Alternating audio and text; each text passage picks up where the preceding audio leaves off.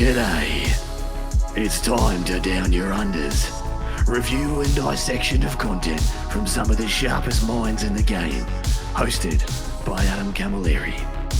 Art of War. Down Under.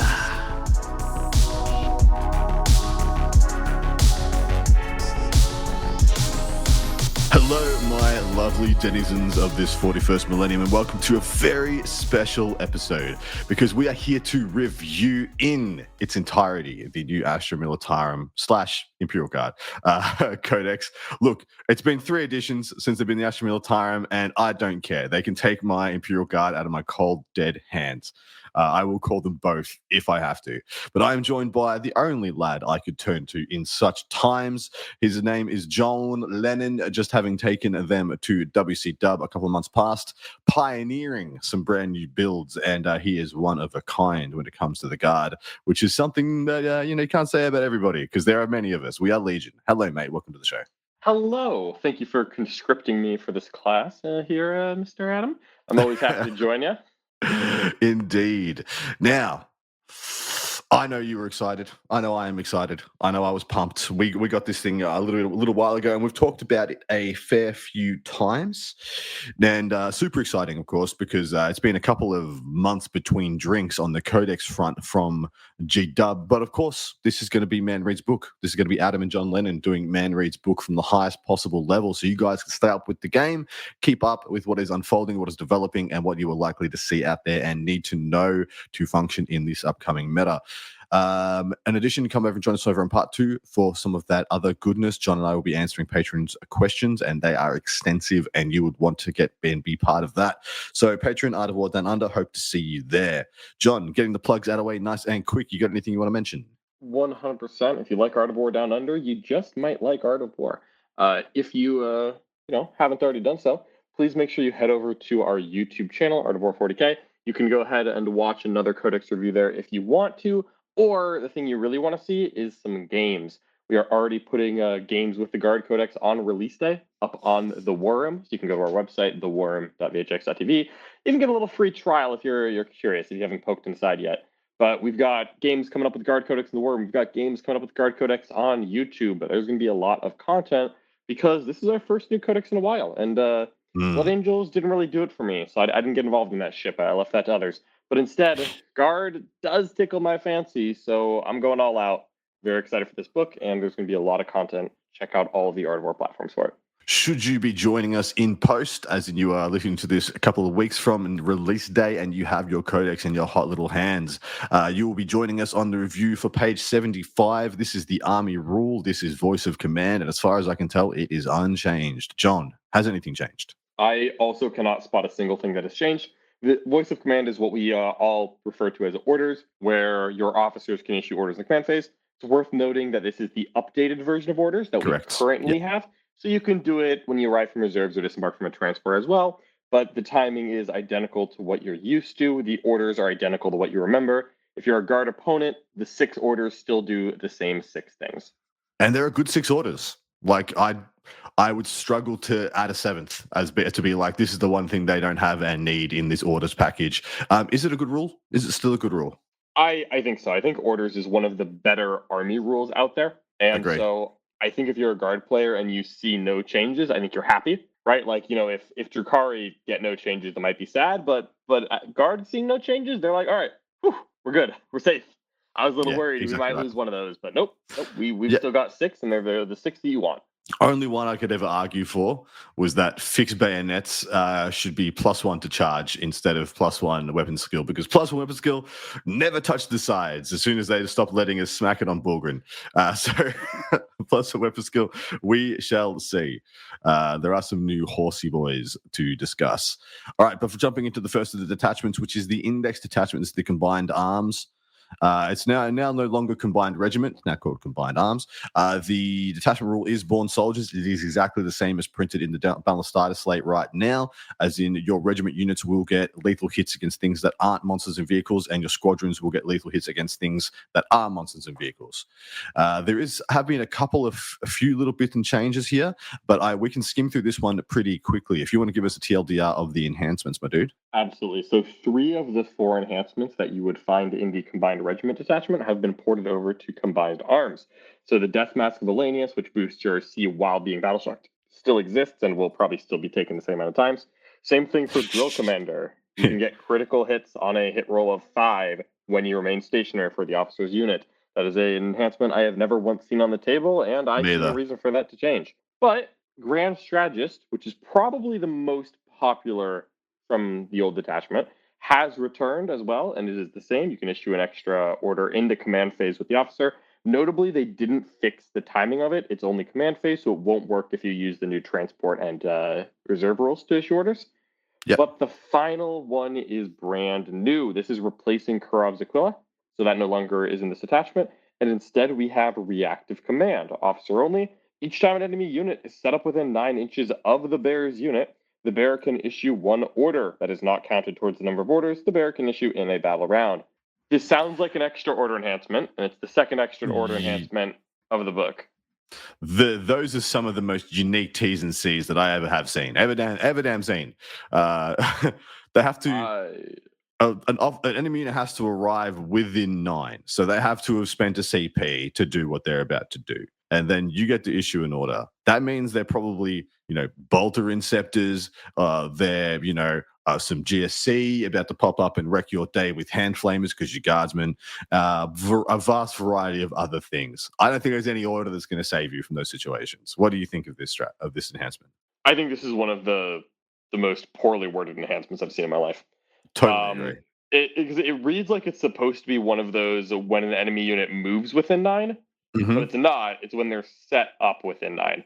If it was set up or ends a move, I would say that this is not great, and I'd move on with my life. But there's just not a lot of orders that need to be issued when your opponent is set up within 6 of you. Dude, 6 bolter inceptors rock up within 6, within 9. And I'm like, why would I need to issue an order? I'm dead. So it does not matter. I think the real utility here is that you move your guys. They go forwards right next to an enemy transport. You kill the transport. The guys get out, and then you then order yourself to be +1 ballistic skill. I don't know. I think it's fine that this enhancement's a miss because Combined Arms traditionally ran 1 enhancement when it's Combined Regiment, which is Grand Strategist, and that is unchanged. So I believe that is exactly correct. Yeah, I would have loved to see variety. At least it worked before. Yeah. All right. First of the strats, coordinated action. Start of any phase, 1 regiment unit from your army and 1 squadron unit from your army within 6 of invisible to that regiment unit. To the end of the phase, orders affecting one of your units affect the other and vice versa. So a little bit of that the tower beaming, Wi-Fi signaling orders we had in editions past, where if you issue an order to a regiment unit, you can bounce it to a squadron unit that is within 6 of that regiment unit. So you get a little bit more range. Is this any good? Yeah, I think it's solid. I'm glad it's only 1 CP because Me too. Because there aren't that many orders. Like all the orders kind of work in different phases, right? Like you don't need +1 ballistic skill and move in the same phase.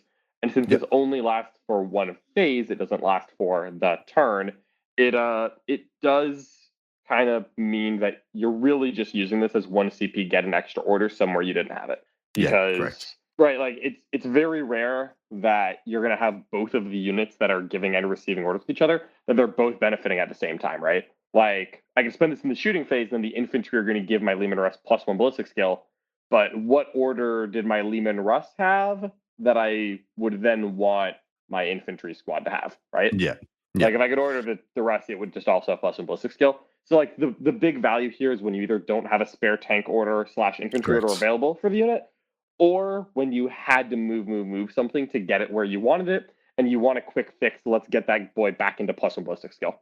And I think that's perfectly useful, right? It's a useful thing. Yeah, it adds flexibility, and I like that it's a bit of order fixing, I guess. Should you not have the right orders for the right situation because you've got too many tank commanders, and or the other way around, like it's turn 3, turn 4, and your tank commanders are dead, and you need to order your Chimera to move 3 more inches to Kappa containment or something like that, and all of a sudden you have the strat for the occasion. What's next? Next up is reinforcements. 2 command points. This is similar to the one you know and love. When you target 1 infantry regiment unit from your army that was just destroyed, and you can target even though it was just destroyed, and it now goes into a reserves. It's a new unit, identical to the original unit, and without any attached characters. So the only change from what it was before is that they slapped the pesky infantry keyword onto this stratagem, which is Yep. taken away from Sentinels and Rough Riders. Yep. They learned. Well, they also stopped us from doing it on Sentinels by making Sentinels units of 2 as well. So you can't get that max value 3 Sentinels back. That's a bit of, busting the lead here. But next up is Flexible Command, which is 2 CP. This one is interesting, but except for the fact it's 2 CP. It's in your command phase. Any number of Astra Militarium officer units from your army. Until the end of the phase, your officers can issue orders to regiment units and squadron units. So it's 2 CP and you become just order agnostic. So your tank commanders can order everybody and your infantry officer can order everybody. But it is 2 CP. Honestly, my favorite part about this, not saying that I love it or that it's better than coordinated action, because I think coordinated action is just better. Me too. Is that you could use this to get reserve orders for vehicles. Because sometimes you just have to have a tank on the table, move, in order to get somewhere. And so this is another way to fix your order situation if you messed it up. Which, having 2 stratagems that are kind of doing the same thing, one of them is 1 CP, one of them is 2 CP, does kind of tell me what I'm going to do there. But if you ever realize that you have royally messed up, or quite frankly, if you had to put several tanks in reserves for whatever reason, then this would be useful to have. Yep, I agree. That was my pick was, I'm playing on a bowling ball and I'm worried about going second versus something that's going to blow guard up. And I've yeeted, I've chucked, the maximum amount of tanks in reserve. This next one is greatly changed, but funnily enough, I'm okay with this change. This used to be our best stratagem, Fields of Fire. Tell us about it, mate. All right, so Fields of Fire is 1 command point in your shooting phase. You pick 1 regiment and 1 squadron unit that have not yet been selected to shoot. Then you select an enemy unit, and until the end of the phase, those 2 units, the regiment and squadron, get +1 AP whenever they make an attack that targets that enemy unit. So there's no restriction of you have to shoot them. It's none of that. Just very simple. 2 units, 1 of each type, get +1 AP against the thing. It's 1 CP instead of 2, and you get it for that first activation. Correct. And the regiment and squadron don't need to be, there's no T's and C's here that they need to be next to each other, or that one of them needs to be in front of the other one, or on the side, or spinning in the air above them. So I love the T's and C's on this. I love the fact that I can just be like, yeah, whatever. I can just use this as 1 CP +1 AP on a tank. And who cares? Yeah. To my surprise, this doesn't even have the line of sight limit that I was assuming. I assumed it was going to be visible, but you could pick a bombard in the back and a tank right in front. Yep. I like the strat a lot. I think this is the new bread and butter. Windmill slam, get it and pay for it every single turn if you can. Yeah, I think you're doing this quite often. Yep. All right, Inspired Command is up next, 1 CP. It is unchanged. It's in your opponent's command phase. 1 officer can issue an order as if it was your command phase. So that one is unchanged. So moving on quickly, this last one, mate, what is it? Last one is Stalwart Protector, another new stratagem for 1 command point. In your opponent's shooting phase, after an enemy unit has selected its targets, you get to target 1 Astra Militarium vehicle from your army. Now, this is nothing. This is just when you use the stratagem. And that vehicle essentially gives cover like terrain to any infantry whose line of sight is blocked by the relevant tank. So it's just 1 CP, pick a tank, and that tank provides cover to infantry that are obscured by it. I wish that there was, you know what? I think we have to acknowledge, Adam, this is a really great new way to spend a command point to give cover to an infantry squad. Because we really can't just like go to ground or something. Really struggled. I think this is the least impactful stratagem possibly in the book. I agree. The only cute case point that I had was, should you find yourself back on said bowling ball and you just so happen to have a sentinel out the front of 20 Kriegsmen, sure. Why not? Then you would just go around with the Kriegsmen. Correct. You just go to ground. You order yourself to take cover, and you go to ground, or vice versa, or whatever. What a waste of a strat! And that's replacing the -1 damage strat, which now has been ported over into the tank regiment. That's be coming up in a minute. Yeah, and that's what we got instead. But we also lost the stratagem to 1 command point, shoot something, make it -1 to hit, and we lost a stratagem to 1 CP plus 1 to hit indirect against a target. Now, Yeah. I would say that we lost 2 stratagems that I absolutely never used. And then we lost -1 damage, which I used occasionally, but was nice when I had it. Yeah, I agree. I think this I would say this is more of a side grade to the index detachment than a downgrade. The best of the bunch is still here, and in fact, the best of the bunch, in my opinion, in some ways got better. I think Fields of Fire is actually better now because it is. I used to feel like I was hamstrung into taking Creed and Solar in order to power my Fields of Fire, and now I don't feel like that's the case anymore. What do you reckon? Yeah, I think I agree. I think that as good as Fields of Fire was for 2 command points, I personally would occasionally run into CP problems anyways. And I think Fields going to 1 is going to end up being important, especially if you start considering whether or not we have a Lord Solar. And having a Yeah. couple spare CP would actually have been quite nice, I found, in a few instances. So Mm. I see Fields as a side grade. I lost 2 stratagems I never used, gained 2 stratagems I'm never going to use, lost 1 Yeah. stratagem I occasionally use, and I gained a stratagem I'm going to occasionally use. Yeah, side grade, complete side Side grade. grade. Yep. I think it's totally fine. I think it's still a very respectable index detachment, or just detachment in general now. But moving agree on completely. to the siege regiments. Now, I have never read more of a detachment that I reckon they had to nerf. Because so when I read this thing, I'm like, oh my god, this thing could have broken the game. But you will find out that is not the case. Artillery support is the detachment rule, and it comes with 3 flavors. At the start of the battle round, select one of the following types of artillery support. Roll 1d6 for the creeping barrage. For each enemy unit that is more than 12 inches away from every model in your army that is on the battlefield. On a 5+ until the end of the battle round, that unit is shaken. While a unit is shaken, -2 from its move, advance, and charge. So that's just everything in your opponent's army. So turn 1, if you go first, that is everything in your opponent's army. You just roll a 5 for. And if you hit a 5, they are neutered. The next one is incendiary bombardment. Select a number of enemy units that are all more than 12 inches away from any unit in your army. Until the end of the battle round, they cannot benefit from cover. And the number of models shown is reflective of the battle size. So in this case, it is 3. So you just on the table, 12 inches away from your stuff, you just pick 3 things, no cover this turn. And then the opposite of that, select 3 things for your army to get cover for that battle round.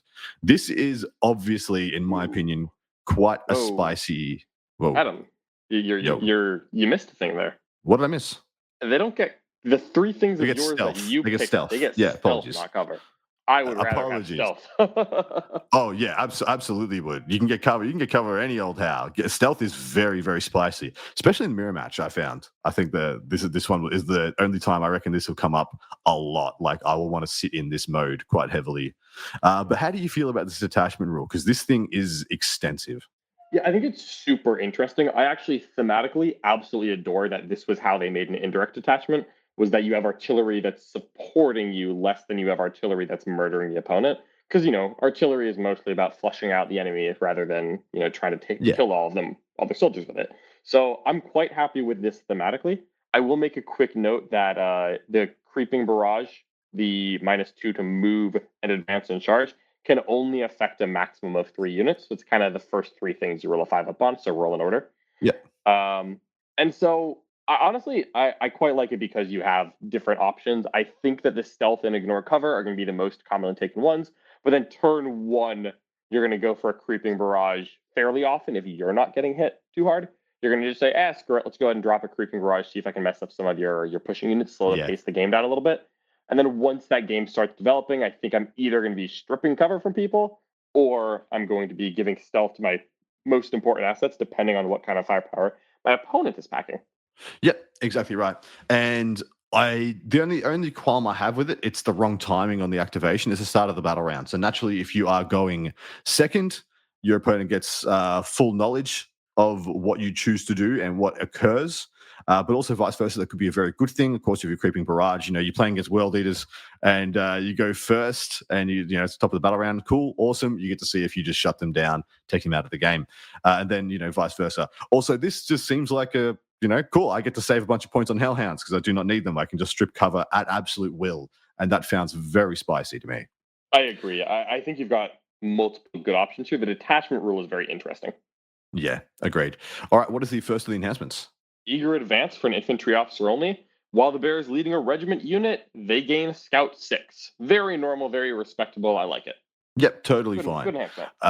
Not something that Guard has struggled for. Getting Scout 6 on any old thing, we can just get Scout on demand pretty much by Catachans, Kaskin, variety of other things. I still think it's good though.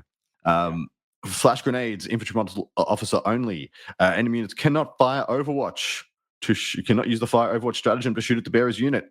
Yeah, cool. I don't know if this is the right detachment for this ability, but it's not a bad ability. I'm going to be real honest. I think you kind of just take Scions in here anyways. So I think just a Scion squad that can't be Overwatch is good enough for me. Yeah, fair. Finally, so John, finally, I'm going to say it one more time. Finally, we have a relic pistol. We do. The Legacy Sidearm gives an infantry officer +2 to the attacks characteristic of the bearer's pistols, plural. However, because I looked, I could not find a way to give a guy multiple pistols. Correct. And it's just as good as all the relic pistols used to be. That is a callback, guys. If you don't know what that is, to 8th and 9th edition, where G-Dub, in their infinite wisdom, windmill slammed a relic pistol into everything. So it's only 10 points, I guess. Yeah. Just what, a 3-shot plasma pistol is the best you're gonna do? Sure, yeah, why not, right? Yeah, why not, I guess. I mean, you turn your plasma pistol into a plasma gun in your Scion command squad. Just, there we go. We go to 13 plasma shots instead of 11 with the max squad. Last one, Stalwart Honors, officer model only. While the bear is leading a unit, when that unit is issued an order, it is also issued take cover in addition. That's kind of spicy. I suppose that'd be spicy on, say, a 20 Krieger squad. Do you see 20 Kriegers? 20 Kriegers. I don't mind it on Kazurkin, right? I don't mind it in a couple spots, but I quite like this. That'd be funny on Kasserkin. That would be very funny because they already get an order, so you get +1 shot. So you get the rapid fire, you get the +2 hit, and you get cover at all times. That's pretty spice, actually. Yeah. Or you get like move, additional take cover, and then I genuinely I think that Stalwart's Honors I think actually works out pretty well, just because +1 save is that thing that you always want but you can never afford, because when you were doing orders you were worried about your turn and you're like, correct, I have to kill the thing, I had to move to the spot. So I find I never have take cover as often as I would like it. Yeah, I entirely agree, mate. I never find the order economy to have it when I want it. All right, first of the stratagems, mate. What is it?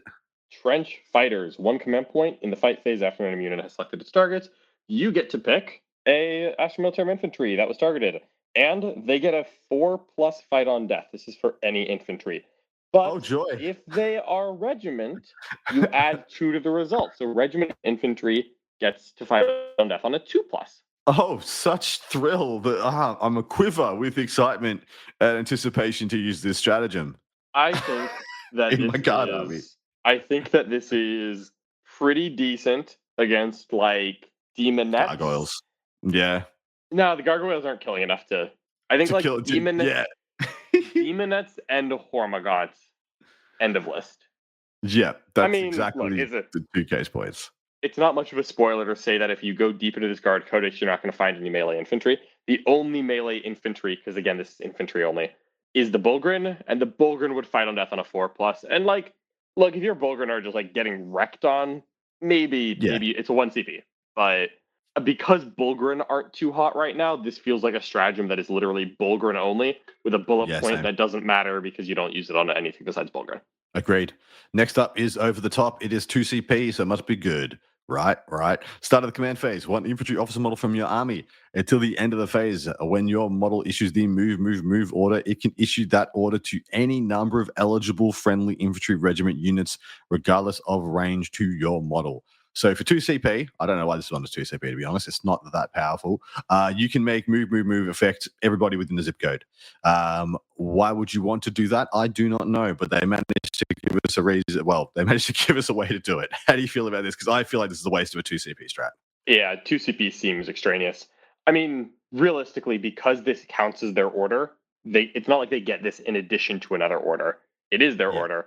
And so everyone you issue orders to isn't getting a different order. So To me, it feels very strange that you're going to be in a situation where you have infantry on the table in the command phase, not near an officer. Correct. Not already. And So you have to be playing badly for this to be for this to even come into the realm of possibility. And then it's 2 CP for no reason. In my opinion, this should be you get move in addition to any other orders issued, and then it might scratch the sides once a month. if it was in addition, I'd be genuinely interested. As it is, Me too. I don't think it's going to move the bar for me. No, But neither. some mediocre stratagems aside, we do have another stratagem, and it does get better. It does get better. The next one is Flare Burst. This is 1 command point in your shooting phase. You can target an Astral Military character. That's it. Not infantry, just a character. Yay. And until the end of the shooting phase, you can reroll hits against a visible enemy within 12. Very This is- reasonable, very respectable. Yeah, this is likely the best strat here because this will give you 4 rerolls to hit on. Ooh, checks notes tank commanders. Checks notes again. We have a new tank commander in a much bigger tank. Also, honestly, because it's just a character unit, I know I already mentioned Kazarkins with like Stalwarts Honors or something. I actually quite like a Kazarkin squad with an officer in it because the Cadian Castellan gives you sustained. Yeah. And so he's a little pricey normally, but if you're giving them reroll hits, that sustained becomes worth a little bit more, and I start getting a little more interested. And finally, and you've got someone in there to take the legacy sidearm, mate, which is what we're all about here. That's what we're all about. All right, next up is Callous Sacrifice for 1 CP. It's in your shooting phase. A brand new word has appeared on my screen. 1 platoon unit from your army that is within engagement range of 1 or more enemy units. At the end of the phase, enemy units are not considered to be within engagement range of your unit for the purpose of selecting targets for ranged weapons. So you can shoot into combat, and anytime you deal a wound to an enemy model on a 4+, you will be removing one of your models that was in engagement range. Of the unit that was in engagement range. So this is just 1 CP shoot into combat. Can be really key. I've actually been thinking about stratagems like this because this is a brand new style of stratagem that's come into the game in the last couple of detachments, like Ingromus and stuff like that. And I think these are good. I think these are actually good, and I think these are good for guard because their case points are against surge moves. In particular, as in like you can't really avoid the Corn Demon surge move, so you just have to eat it, but then you get to kill the unit anyway because they surge into you and you still get to shoot them. And then, of course, things that trap you in combat like 8-bound and a couple of other combinations like that. What do you reckon, mate?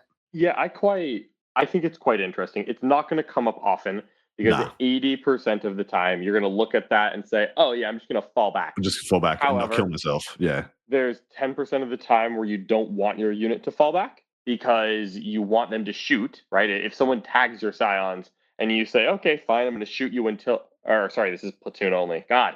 All right, someone tags your Kriegsmen and you really need those Kriegsmen to do an action or shoot their plasma gun. You shoot until you have killed a couple of Kriegsmen and pulled yourself out of combat, and then they get to keep shooting.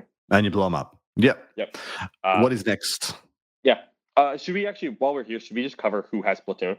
I was going to do it at the end of the detachment, but fair, we can do it now. It is so picture. So everyone just sit still, close your eyes for a moment. Do it. No, actually do it. Close your eyes. Picture what a platoon looks like. Then open your eyes. That's exactly what has platoon. It is the 3 battle line infantry squads, and it is the 3 command squads. Yeah, that's it. Not the heavy weapon teams. I would have expected heavy weapon teams to be platoon. If I'm being honest, I really would have guessed that. However, it's just the lads. That's it. It's the lads. Yeah, no Kazarkins, no Scions, no engineers. Mm-hmm. It is the command squads and the battle line. Period. And you will see that this new keyword does come up more often than I believe it should. It should be. They should never have done this. They should have said battle line infantry instead of inventing platoon. But here we are. Or not said it at all. Just kept it regiment infantry. But what's the next one, brother?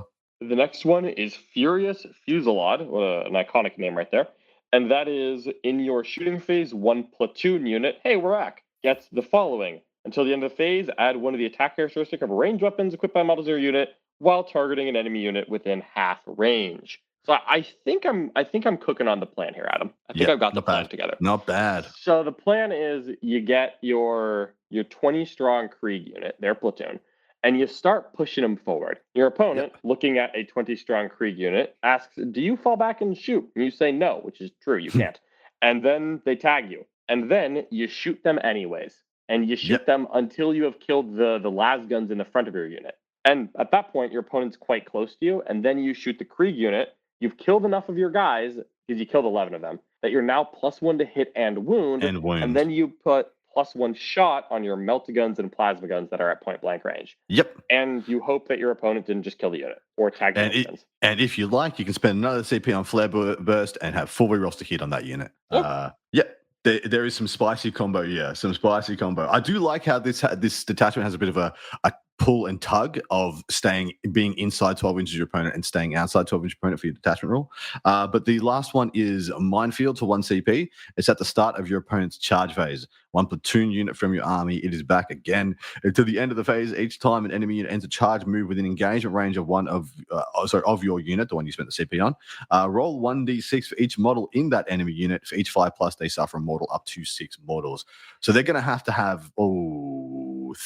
how many models? How many models do they have to take 6 mortal wounds on average, mate? Is that 18? 18, yeah. 18 models in the unit to average the 6. So if they have 10, it's likely to be 2 to 3, sometimes 4. Yeah, if they're charged you with a bunch of 5-man units, they're going to take 1 or 2 mortals each time they do it.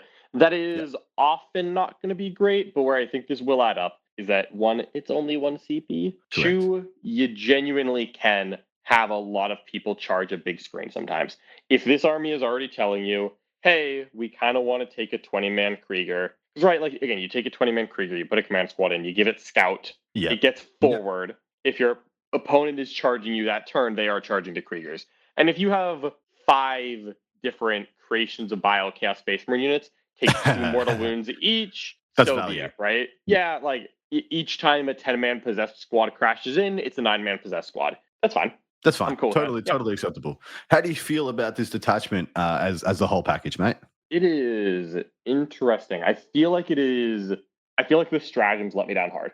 The detachment was interesting, and the enhancements were better than I was expecting, truthfully, especially after I've taken some time to think about it. I actually quite like the enhancements. In those stratagems, there are 2 that I am actively interested in. Yeah. And it's honestly, it's 2 because there's 1 that I really like, and then there's 2 that I half like. Okay. I mean, like, let's just be real here. In a Krieg squad, how many times am I getting within 6 inches of my opponent to get extra shots of my melta-guns and plasma pistols? Because I don't really care if I get extra shots of my lasguns. Yeah, correct. Like, how many times is Furious Fusillade going to be 1 CP, get 2 extra plasma shots? Yeah, a little more often than I'd like, if I'm being honest. So I like that halfway, because sometimes I go within 6. And then Callous Sacrifice is cool when I am playing the instance where I don't just fall back to my Kriegers, which is 80% of the time, I think. And after that, I'm going to just be jamming Flare Burst as many times as I can while the artillery support rule is pretty good and the enhancements are solid. Well, so this army actually makes very spicy scions, this detachment, because you can give them stealth and stealth plus, take cover. So they're on a 3-up with, a possible 6-up. They actually can be a little bit more durable to kill than your opponent is expecting. And for 1 CP, you can give them 4 rerolls to hit off the deep strike. Because 1 Asher Militarum character unit, you're going to have a Scion command squad attached to those Scions. You're targeting visible enemy within 12. Oh, well, look, you deep strike, you're within 12, and you're going to get 4 rolls to hit. And but people will say, but wait, Adam, Scions already have 4 rolls to hit. I'll tell you more later. Yeah, that is valuable. I agree. I don't know if it does a lot of Scions better than Breach, no. But it does a couple Scions better than most. Yeah, agree. And you've got good artillery support, and I think tank commander is also quite like Flare Burst as well. Yes, indeed. So yeah, I'm very high on the artillery brigade pretty much for teams. I think in teams it's actually a very spicy pick because of course the siege regiment, because of course I think you can just like match into Wolf Jail and be like, buddy, if I go first and roll 2 5s on 2 of your 3 Thunderwolf units, you can scoop. The game is kind of over. You cannot close and do anything turn 1, and I'm going to scout 20 boys in front of you. Just in case I go second. And even then, I'm still going to hold you outside 12 and chance to roll to rip 2 5s on those 3 units. And then I'll probably my Rogal Dawn tank commander is going to blow up the 3rd one, and we are good to go. So I think that kind of stuff is very spicy to add to teams because it's just going to be a bit of puckering on your opponent's behalf. But what do you think? Yeah, I think that it's, frankly, I'm a little underwhelmed. I think this is trying to get you to take a couple different 20-man Krieg blocks, which is fine, but we have to remember that all the Forge World units just got Legends at the same time that this is coming out, so the 20-man Krieg block is not what it was last week. And I really want to play with the artillery support, because it very much seems like it's you take a certain amount of points in guns, you take a certain amount of points in infantry and jam them in front of your guns, and you march and grind. And I just worry that this does not do that as well as combined arms. Yeah, fair. Totally fair. All right, next up is my favorite one, mate. This is Mechanized Assault. Armored Fist is the detachment rule, and each time an Astra Militarum model from your army makes a range attack in a turn in which it disembarks from a transport, +1 to hit. So not quite the Grotmus detachment, but pretty dang good still. What do you reckon? Yeah, it's solid, right? It's a perfectly fine detachment rule. It's a little limiting because it is only infantry getting out of a transport, which is often once per game. And so this is one where I think you're immediately looking like, okay, I hope there's more coming to make this a little better than it is on face value. Because on face value, this is the worst detachment rule we've seen so far. Yep. What is the first of the enhancements? The first of those enhancements is a bold leadership. While an infantry officer takes this, while they're in a transport or on the table, in your command phase, they sticky over objectives. So, fantastic. Pretty nice. I think it's a good enhancement. Just real happy that it's there. Hey, that's my reason to take those commissars. Just take a single commissar, chuck it into Taurox, let it, with 10 guys who aren't, it's not joined to, yeet the 10 guys, flip an objective, he just rolls around sticking everything in essentially a moving drop pod because no one wants to shoot the empty Taurox. Sacred Unguents is up next. Astra Militarum Tech Priest Engine CM model only. At the start of each shooting phase, select one transport from your army, excluding aircraft and Titanic, that is within 3. And to the end of the phase, each time that transport makes an attack, you can re-roll their hit roll. I wish this applied to other tanks. This only applying to transports is a bit of a whip-de-doo. The best you can do is chuck it on a Taurox Prime, which still doesn't shoot that good anyway. Yeah. Giving reroll hits to a Taurox Prime is the upper limit on this, and I just don't care about that. Don't care at all. It's cute, but one Taurox Prime isn't moving the needle. Again, the fact that they said no aircraft, no Titanic completely sinks this. Yep, me too. What's next? Smoke grenades. Infantry officer only. While the Bears unit is wholly within 3 inches of one or more friendly transport models, they get the benefits of cover and stealth. So essentially, while you are near a vehicle, you pop smoke. That is pretty cool. Yeah, not bad. Pretty cool. So the Bears unit's wholly within 3. So it's very hard to crack to compare to sardine 20 Kriegsmen within 3 of your transport. It can be done. Yeah. I see this as you put this again. I'm right on the same train. You put this on a Khazarkan unit, and the Khazarkan unit the Taurox drives. You get out. You are by definition in the right place, and you're just harder to shift on a flank, which I think is still perfectly reasonable. I think it's totally fine. Vanguard honors, infantry model only. The Bearers unit can disembark from a transport after it is advanced. If it does, it counts as having made a normal move for that phase and cannot declare a charge in the same turn, but otherwise can act as normally. So this is just giving the infantry officer the Taurox keyword, because the Taurox that's the Taurox data sheet ability, which has not changed. So I don't know if this one cuts the mustard, because I think Tauroxes are the thing that I want to take as transports anyway, because they're so much cheaper than a Chimera. So I'm not sure this one touches the sides. This is a complete mess for me, because the Taurox is so much better than the Chimera. And so I immediately think okay, what transport could I possibly be in that's advancing? And I'm like, oh, a Taurox Prime. That's cool. Then I can get out of the Taurox Prime that is advanced. JK, the Taurox Prime can't shoot. So I'm not getting any benefits. If Correct. This was I just don't see purpose. But that's fine. Yeah. I think there's 2 here that I genuinely like. Me too. Yeah. There's 2 here I'm a fan of. Which ones? Bold leadership and smoke grenades. Yep, correct. The first 2. First and third. My bad. I thought Sacred Unguents. Yeah, we already skipped over Sacred Unguents because I deleted it. I deleted it from my brain. It did nothing. The following 6 stratagems you will find are actually quite janky. This is where everything that I like about this detachment resides. The first up is Vox Relay for 1 CP. It's in your command phase. 1 infantry officer, a unit from your army, embark within the transport. You can use the stratagem to them, even though they're in the transport. And to the end of the phase, your unit can issue orders, even though it is not on the battlefield. It can issue orders to Astra Militarum transport units from your army that aren't Titanic, regardless of the distance to and from your unit's transport. So this is table wide, beaming out orders to other transports, in addition to just getting regular orders as well. So this is actually a little bit flexible. It's a little bit better than it looks on face value, because this could just be a Taurox at the back of the board issuing an order to a Taurox in your opponent's deployment zone. Not sure what that order would be that the Taurox really cares about, but here we are. How you doing? What do you reckon, mate? Yeah, it's kind of neat because it does let you just do a couple of orders. What I find is that generally your guard army has orders rationed out for all of your like main vehicles, but not for every vehicle, right? Like I'm going to bring enough orders that every Lehman, Russ, and Taller vehicle Yeah. could Yep. get an order, but I'm not going to bring enough so that every Chimera and Taurox could.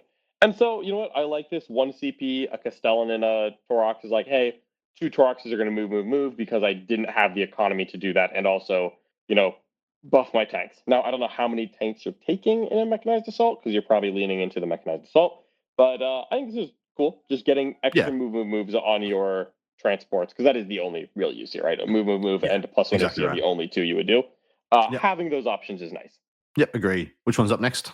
Rapid dispersal. 1 CP in your movement phase. Pick an Astro military infantry unit that just disembarks from a transport this phase, and it can immediately make a normal move of up to D6. So it's just D6 inches of extra movement. If you advanced, you could essentially advance 2D6. If you got out, you could essentially advance while still counting as having made a normal move. It's 1 CP, D6 inches of movement. It doesn't sound crazy, but every once in a while, it's going to be extremely convenient. Well, it is also 1 CP assault, because this is essentially advancing without losing your shooting. And it's also 3d6 charge from a transport as well. Should you really need to just dump OC somewhere, it's also 1 CP. You essentially you charge on 3d6 after you disembark. After you get outside 9 inches. After you move 9 inches essentially out of the transport with just your 10 kata chance, you will roll that charge on 3d6 for 1 CP. So I do like this. I think it's valuable, but yeah, it's a little bit nicher than it looks. Yeah, because it's in the movement phase, it's before you shoot or anything. It's just go faster out of a transport. But again, sometimes that's enough, right? If you move your Taurox up, roll low on the advance, disembark some guys, realize you're not quite in line of sight or range or contesting the objective you want, 1 CP, boop a little bit further is valuable. Yeah, agreed. Actually, an interesting thing. How does this interact with move? So let's say I have an officer in a Taurox with 10 kata chance. I'm just scrolling up to move again. Us 3 of them move characteristic. Yeah, so never mind. Good. Not in the way that you're asking. Yeah, you can't move advance a Taurox, get out, you get an order because you just disembarked, and then order the unit to have +3 move, and then go for a D6 move with +3. And no, that will not work. It's not good. Good. Next one is clear and secure. 1 CP, it's in your shooting phase. 1 Astro military unit from your army that disembarks from a transport this turn and has not been selected to shoot this phase. Until the end of the phase, each time model in your unit makes an attack that targets a unit within range of an objective marker, you can re-roll the hit roll and you can re-roll the wound roll. Whoo-wee! Renegade Raiders, eat your heart out. This is obviously Kasrkin is the absolute banger here. Kasrkin are the main one. I'll note that I think Ogryn are actually like low-key interesting if you can find a transport holding enough that you want. But I agree. Kasrkin are the main beneficiary here because they're normally going to get out with no rerolls, and it would be better if they got out with a lot of rerolls instead. Correct. Absolutely correct. And of course, they can get out, order themselves, have extra shots, and which will affect and get exponentially better with the extra rerolls on the extra shots. But yeah, this is the banger. This is your main way to deal more damage in this detachment outside of just having +1 to wound when you disembark. Which is next? Swift Interception. 1 command point. When your opponent ends a normal advance or fallback move within 9 inches of a transport that is not Titanic. Your transport can make a normal move of flat 6. Janky, beautiful, love it. Yeah, I like that. I low-key wish that you could use this on an infantry squad near a transport. It's just the transport. And that's fine. I don't mind that. But it's not great either. So the line of play that always seems to come up for me, at least in many games, is at some point in a game, I'll chuck a transport with 10 guys on a side objective or a middle objective. And at some point, my opponent will come out and they will contest with the idea of charging that transport. Happens, every other game of Guard that I've played, that happens. That exact play pattern happens. And this now, I will just leave. The transport will just literally leave. They will not get to charge. They will not get to apply any pressure. They can have the objective. I've ensured the safety of my assets, and I'll come back, kill them, and take it back. Yep, and I think that's quite valuable. And I also quite like it because many Guard players have made the switch from Chimera to Taurox, and the Taurox is a minuscule, tiny, less than a Sagittar-sized box. A 6-inch normal move on that actually might get it to safety, whereas a 6-inch move on a Doomsday Arc is often still getting shot. Yes. A Taurox can genuinely go from visible to invisible with a 6-inch move. Yep, agreed. So I quite like that one. In fact, these the first two, worst two. Next four, I'm a fan. Hasty Extraction's up next, 1 CP. Your opponent's charge phase. Just after an enemy unit is selected targets for its charge before it makes a charge move. 1 Astra Military infantry unit from your army that was selected as a target of that charge, provided your unit is not within engagement range of anything already, and every model is within 3 for transport, you get back in the transport. When they charge you, you bunk. And I freaking love it. Of course, this is a Kasrkin, windmill slam, because for the same reason that, you move advanced and got out your Kasrkin within 3 inches of the Taurox, which will already, secure you for the take cover and stealth that you'll have all game, and the 1 CP rerolls hit and wound. Then when they try and respond to you, you bunk 1 CP back in the Taurox. And funnily enough, if you really wanted to, you can then move the Taurox for another CP. So you'll only do this when you get charged. Oh, true. So it's your moving phase for the move the Taurox. Still quite good. What I meant was moving the Taurox in range to get the guys in. Oh yeah, that's an option. Yep. Yeah. 100%. Go. Final one is move out 1 command point end of your opponent's turn. Pick an Astra Military unit from your army. If it is not in engagement range of enemy units and is within 3 inches of a transport, you can embark. So if you drive up on a flank and blast something, and then you get left alone, get back in your box and go on a ride. I love this. Dude, I love this detachment. This detachment is exactly how I like playing Guard, which is just like regular dudes from around. Literally think of the guy living around the corner from your house right now that is a bit of a tryhard.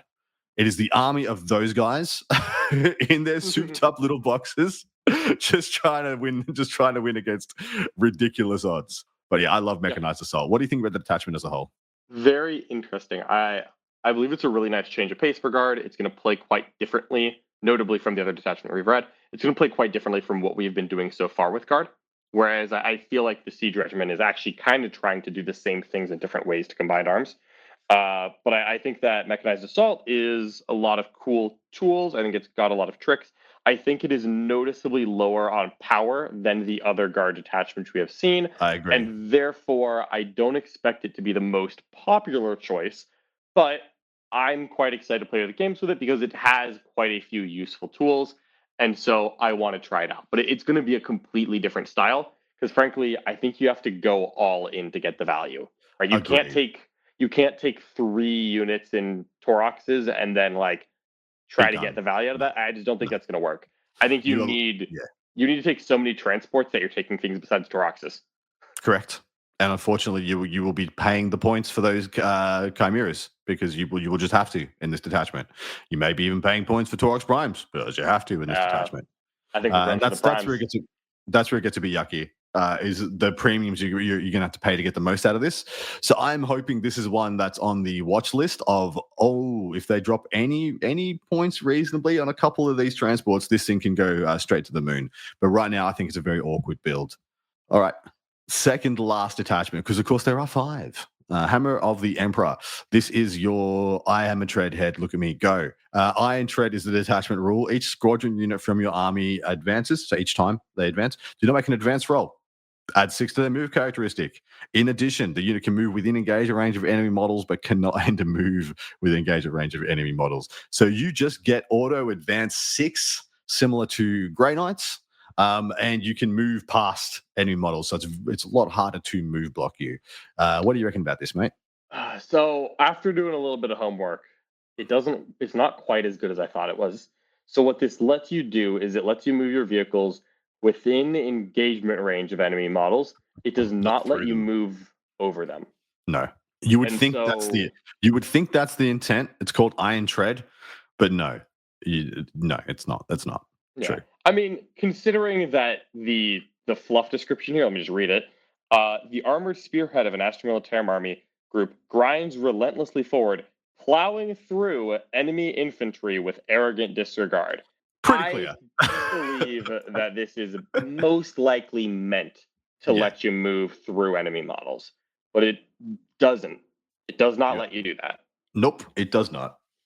And so I wonder if it that's used a to. little unfortunate. I wonder if it used to. I wonder Yeah. if it's just like a thing that they didn't catch the distinction. You never really know. Yeah. So like it's still like a fine rule, but flat advance 6 with no inherent ways to advance into anything, that obviously does come later. And then yeah, I don't mind. I really don't mind that you can go in engagement range of enemies because it lets you cut off an inch of a move block. Yeah. But I feel like by about the end of February, most good players are gonna just be like, okay, how wide is the limit rest? Yeah. 4.5? Okay, I'm gonna be 4.4 from the side of the table instead of 5.4. Correct. That's you. And you're gonna be like, There goes weird, Mommy just- rule. yeah, only half of it. You still get the flat 6 advance on one unit at a time. When you can't move. Yeah. Boy, yeah, let's go. Yeah, let's go. I can't move forward, but I can auto advance 6. Mhm. Yeah. All right. First of the enhancements, Calm Under Fire, vehicle officer model only, which is the same for every one of these enhancements. Once per turn after the bearer's unit issues an order to a squadron unit from your army, it can issue the same order to another squadron unit from your army. So essentially, this is a pseudo second order. Yep, perfectly good. No problem Perfectly at all. I don't think this is as needed as Grand Strategy used to be because when Yeah. we get to the vehicle officers, we're going to realize that. But I think this is still a perfectly good enhancement. No problem at all. Yep. Totally agree. Next One is Spice. Indomitable Steed, a vehicle model only. The bearer has the Feel No Pain 6-up ability. Just take your Wriggle Dorn and give him a couple extra wounds. No problem. Comes with 18. Comes with 18 on your Wriggle Dorn Tank Commander. Cool. So pseudo 21 wounds at a minimum. At kind of an average, you're going to go pseudo 21. Sometimes you'll have 20, 22, 23. This is pretty good. Yeah, Next up, pretty good. Yep. Regimental Banner. Add 3 to the bearer's objective control characteristic. So you can go to, what's the OC of a tank commander? Tank Commander is 3, a Dorn is 3. 5. Dorn is 5, yeah. So you can go OC 8 on the Dawn. I still don't think you take it. It's not where you want them to be. Yeah, I think this is a good enhancement. I just don't think it's the one I'm going to end up taking, quite frankly. And notably, it's also the most expensive. Why is that one the most expensive? I would have thought the 6 of Feel No Pain or the next one would be the most expensive. Yeah. The last one is a veteran crew, my personal favorite here. Each time a model in the bearer's unit makes a ranged attack, reroll a hit roll of 1. Ooh, yeah, that is obviously my favorite. You are now, Scout Sentinel agnostic with this guy. And there's a rule that is on the Wriggle Dorn Tank Commander, which also gives another couple of rerolls. So you can also have like pseudo rerolls to hit on your Wriggle Dorn Tank Commander, who is bristling with guns. Yeah, I'm super happy with that. I've already played games with this attachment. It matters. Yeah, it matters. It just nods. Yeah, it's good. It's a good time, guys. Yeah. All right. 6 stratagems this one, shall we? Yep. Final hour for 1 CP in your command phase. 1 squadron unit from your army that is below half strength, excluding officer units. Until the end of the battle round, ranged weapons equipped by models in your unit, excluding one-shot weapons, have the hazardous ability, so you're much more likely to kill yourself because you have to be below half strength already. Each time a model in your unit makes a ranged attack, you can ignore all the modifiers, any roll modifiers to that attack's ballistic skill characteristic and all the hit roll. This misses for me. It's not so bad. It's so bad, dude. The T's and C's are awful, and it's the wrong things, the wrong mods you're ignoring. I want wound mods. I want damage mods being ignored. I don't want hit mods being ignored on something that's already bracketed. It's just 1 CP plus 1 to hit. I'm like, whoop-de-doo, I have an order to do that. What do you? Yeah. So it's like I hate to play the comparison game because there's plenty of good things in this attachment, but this stratagem is 1 CP, a tank that is below half strength and therefore had to pass a battle shock test. Yep. Ignores hit mods, which it probably has because it's hurting, in exchange for giving all of its weapons hazardous. It's gonna die. like consider a Dorn. You take a Dorn that has 7 or fewer wounds remaining, then you roll 8 hazardous checks. Yep, and each fails Why? 3. Yeah. Why? Yeah. Why am I doing that? I don't understand why. Ignore hit mods. I don't understand why it's hazardous. Like, it would be Me either. annoying if it was just, if you're below half strength, ignore hit mods. Honestly, that'd be kind of cool. You had to pass the battle shock test, but like Yeah. now that you're here, Why okay. is there a caveat or a downside on this stratagem? It's not good enough to have one. Also, I'm so sorry. Who read this stratagem when designing it and said, "Hang on, I don't think the hunter killer should be hazardous." Like, And that warranted a look in. Yeah. That's pretty funny, Like- actually. yeah, it's fine, right? It's not like it doesn't impact the book in any negative way. Yeah. But like, who was like, "Oh yeah, every weapon except the hunter killer, that's going to be hazardous." Yeah. It's Like, yeah, that- why? yeah, this might be up there with some of the worst strats. This might be the worst strat in the book. It's up there with yeah. I think it's better than to give cover from combined arms. Okay. It's still really Sure, bad though. Like, you're not sure, going to use yeah. it. Like, who make it? I'm not going to sit here and split hairs with you over that one because that's two awful strats. What's the next one though? Because this one is good. That's the worst one of the detachment. It's only uphill Yeah. from here. Don't worry. Blazing Advance next. 1 CP, advance and shoot. This is in your Yeah, boy. movement phase after a squadron unit advances.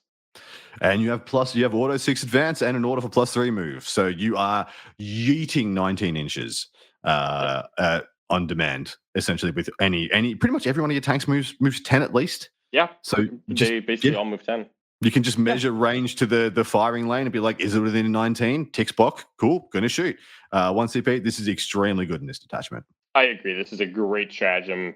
So much so that I've already forgotten about Final Hour. Yeah, me either. What? Never heard of it.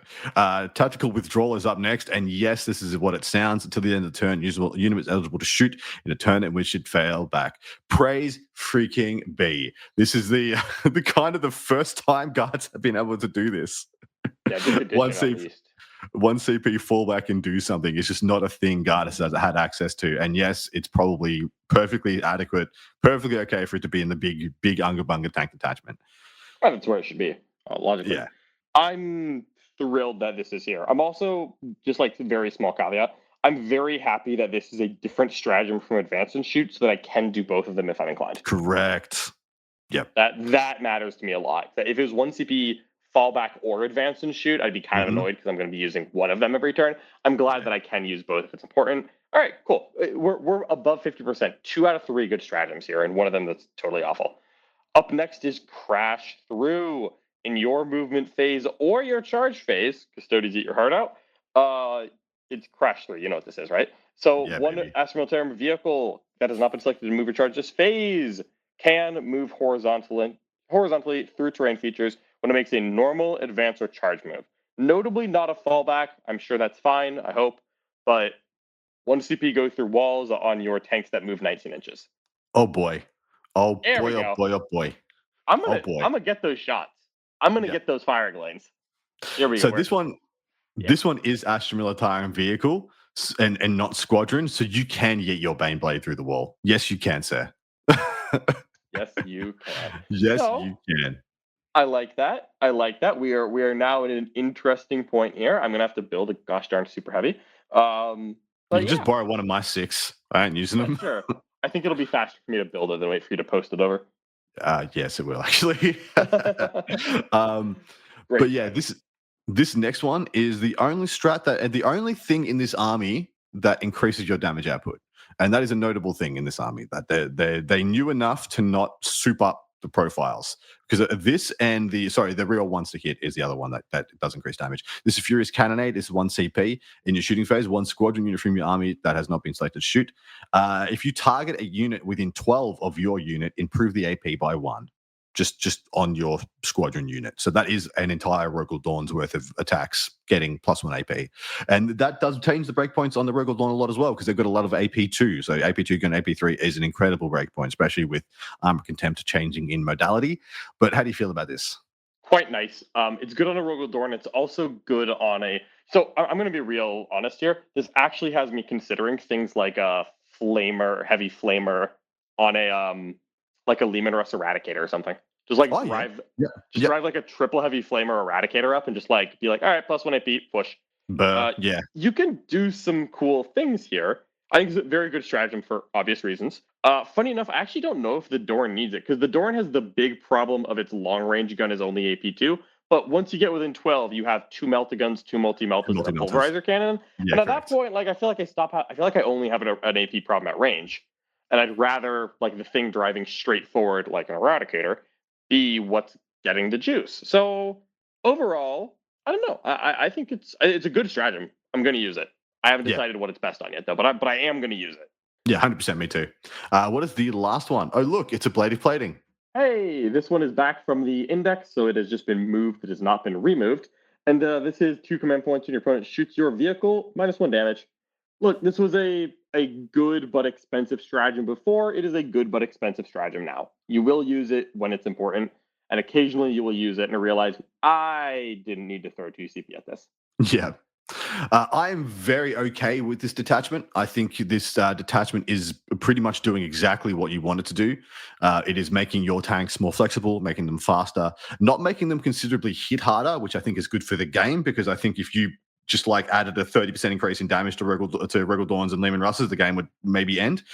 So I think this is fine. They're walking the line between trying to make a tank army be more diverse and be able to function in different play patterns without making them brutally overpowered. So I think this is it's meeting the brief of what we want balance wise. But for me at the same time, it's not taking me by fire. Like I'm not super excited about this attachment. I think it's very solid though. I think it's very solid. I expect this is my prediction for the new detachment we'll see the most. Of the 4 new detachments, this is one I think we'll see the most because people love their tanks, especially guard players. No shame in that, I do too. But yeah, it does less damage. Like it just actually doesn't hit as hard as the index detachment, but you're taking the things that hit hard, so it's not like you're going to be toothless. And then you get a lot of options. I love adding flexibility over damage buffs to these kind of armies. Correct. So Me too. I prefer this to something like Ironstorm because right, like you can complain and make a comparison like, oh, Ironstorm gets 1 CP, ignore all mods if I'm below starting strength without being hazardous. And yeah, the worst stratagem in this detachment is terrible, but you have 5 that you'll use, and that's enough. Correct. You just don't Yeah, need correct. 6 good stratagems. And the fact of the matter is, advance and charge with auto advance 6 and fall back and still shoot are just straight up necessary for this army, and that you are gonna find your life and your enjoyment of playing this game logistically so much more fun. Like you're not going to get put in jail and the game is over as often. And if you do, you got a 1 CP strat, shoot your way out with the extra AP stuff like that. So I think this is a very, very cool strat. The only one I wish they had like a second tank shock. I wish they had like another 1 CP do damage on the charge, so you could double tank shock to try and get yourself out of tight situations. Remember when there used to be a stratagem to make your treads better in combat? Correct. That'd be cool. Correct. Yeah, you used to be able to hit on 2s on the charge, man. I know. I'll say my one miss with this attachment is that you can't move through models. It feels like it was written for that, and I don't know if it was intentional. Maybe they thought it was too strong with that. Maybe because we know this has been play tested, even though Adam and I do not have a window into that process. I should clarify. But if it could go through models, I would love this a lot more. As it is, you can't go through your own tanks either still. So it's like, oh yeah, I can like flat 6 advance and shoot through walls, but I can't advance through walls and models. So only the front tank can do it. Yeah. Because the front tank is the only one who can do it because the back tank can't move through the tanks in front of him. He can drive through walls, but he can't drive through his other tanks. Yep. Agreed. And so only the front tanks, which are the ones getting blocked and tagged by enemy models. And so I'm like, once the game gets started, I'm not using a lot of these rules. Once the game gets started, I'm pressing fall back and shoot and +1 AP. And that's like, once the game's in progress, that's it. Yeah, you bring up some good points there. Yeah, you do. Yeah. All right, moving on to the last of the detachments. This is the recon element. Astra Militarum Walker and regiment models from your army have the benefit of cover. While such a model already has the benefit of cover for any reason, they improve their save characteristic by 1 up to a maximum of 3. So off the cuff, I was just like, holy crap, I could just have an army of 3+ save guardsmen very easily because I have take cover. So I can just go from a 5 up to a 4 up and then be in cover for a 3 up and then a genuine 3 up if I'm actually in cover. So this is kind of interesting, but it's also very awkward once you see the rest of the package, which is the first of the enhancements, mate. What is it? All right. So that first enhancement for Recon Element is Guerrilla Honors. And this is after both players have deployed, you can redeploy 3 Astra Militarum infantry units, including putting them in reserves. That's Very nice. nice. Yep, I like it, especially because I think Lord Solar is going to fall a little bit out of favor. This enhancement becomes a little bit more valuable. Or you can just take him and Solar and just redeploy your whole army. That's also an option. Only six Yeah, redeploys. Whatever I do.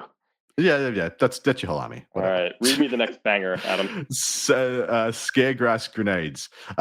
Infantry. Aston time infantry model only. Once per battle at the start of any phase, the bearer can use this enhancement. If it does, select one enemy unit within 8 inches of the unit, and they must take a battle shock test. Whoopty freaking do. Never heard of you. Moving on. One battle shock does nothing. 2 battle shocks get to fail. This is 1, and it's once per game, so it's not like it's just like wait for it to impact.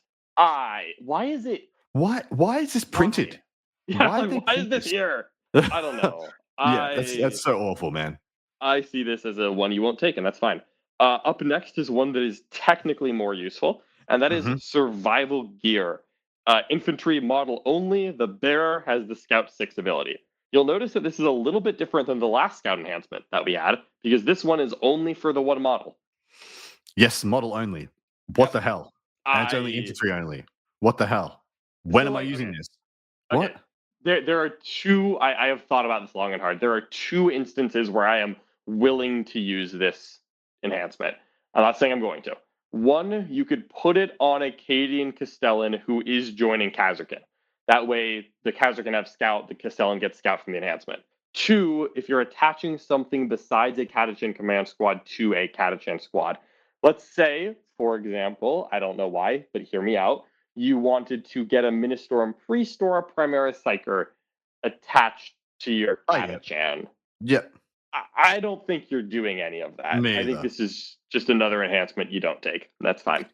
All right. Last one. Tripwires. Astronaut time infantry model only. Each time an enemy infantry or monster unit ends a normal advanced charge or fallback move within 9 of the bearer's unit, roll 1d6 on a 4+ and still start of your next turn. That enemy unit is stunned. While a unit is stunned, each time model that unit makes an attack, subtract 1 from the hit roll. And here I was thinking I was going to read a reactive move, which would have been premium. Instead, half the time, you can make them -1 to hit. I really wish this was like a small amount of mortal moons, honestly. Yeah. I wish it was D3 models. To be fair, this could be a massive it could be big increase because it's a very large unit. Theoretically, right? You take a large unit, you do a big spread. This is still a little underwhelming. Again, because it only affects infantry and mounted. So it doesn't affect monsters, vehicles, beasts. It just doesn't affect, and it's a 4+. Yeah, correct. It doesn't affect that much for me to really care. Straight up, this detachment has the worst package of enhancements of any of the detachments. So let's hope. No question.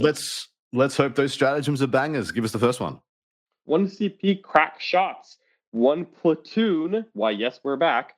Unit from your army that has not been selected to shoot this phase. Ranged weapons gain precision. Yeah, 20 Krieg are going to absolutely kill your, a character. Space Marine captain does not want to get shot by several plasma guns and melta-guns. It's real simple.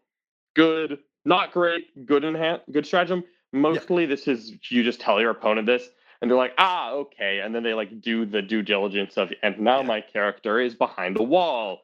Yeah. And you're like, yep, that was good enough. We're good now. Let's keep going. All right, draw them out for 1 CP. Your opponent's move-in phase just after an enemy unit ends a normal advance or fallback move. 1 platoon unit from your army that is within 9 of that enemy unit and is not within engagement range of 1 of my enemy units. You can make a normal move of up to 6. It is the most bare-bones basic reactive move, and it is pretty good. It's pretty good. I desperately wish this was not platoon only. However, this detachment is definitely trying to push you into platoon units. Because platoon units can get the full benefit because they're all 5-up save nerds. The 4-up save nerds don't get as much from the stave stacking because you could already get those guys to 3-ups.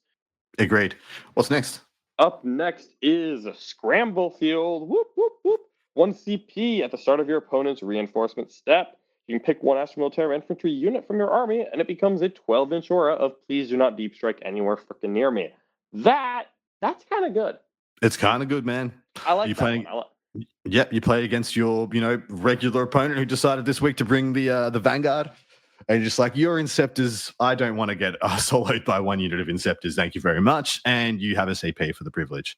I like it. It's good. All right. Courageous Diversion for 1 CP. Your opponent's shooting phase, 1 extra military infantry or mounted unit from your army.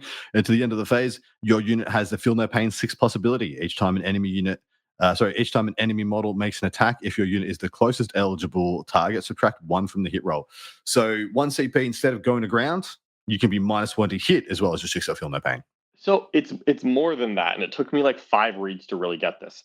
So that -1 to hit does not apply when they shoot at this unit. It's when they make an attack, if they're closest.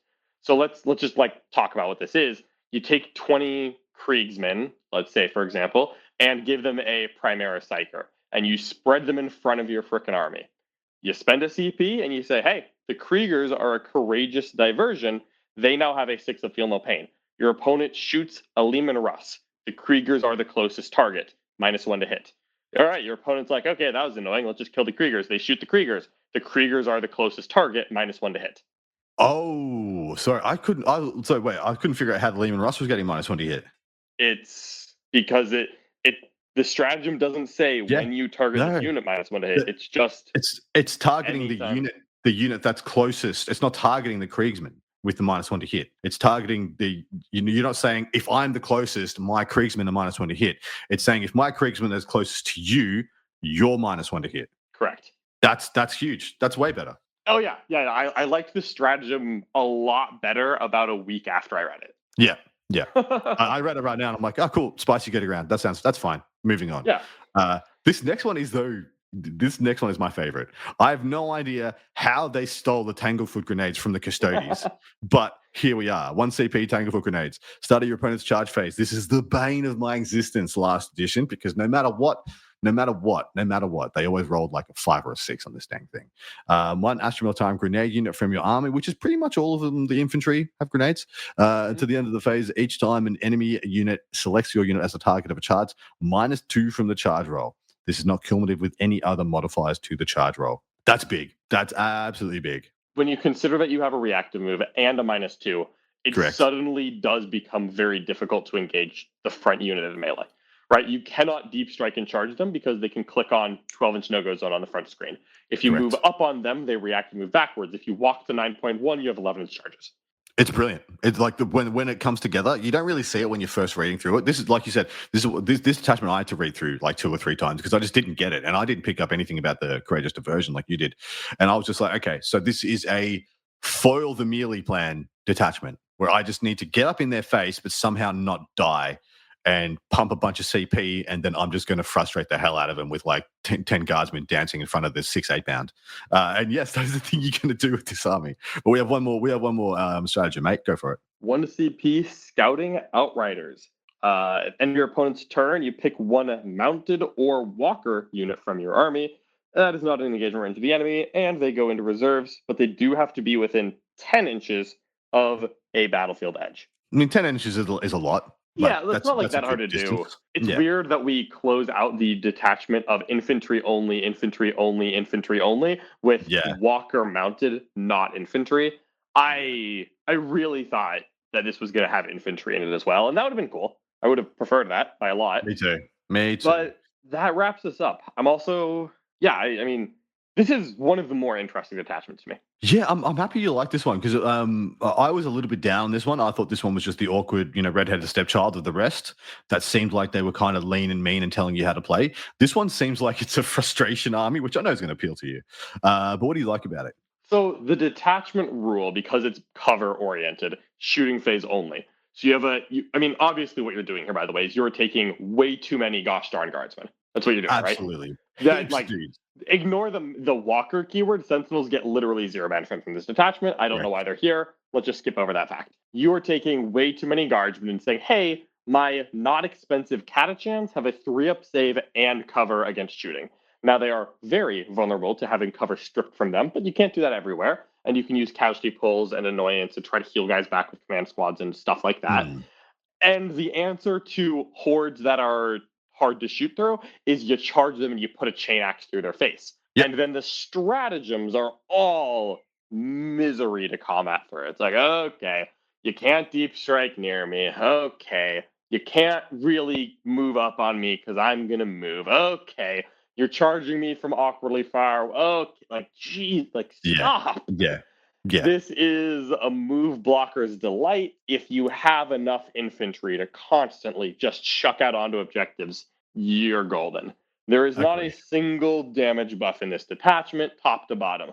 Guard, infantry, platoon datasheets are notorious for not doing a lick of damage. Mhm. Not like Krieger is a kind of, maybe, not that much.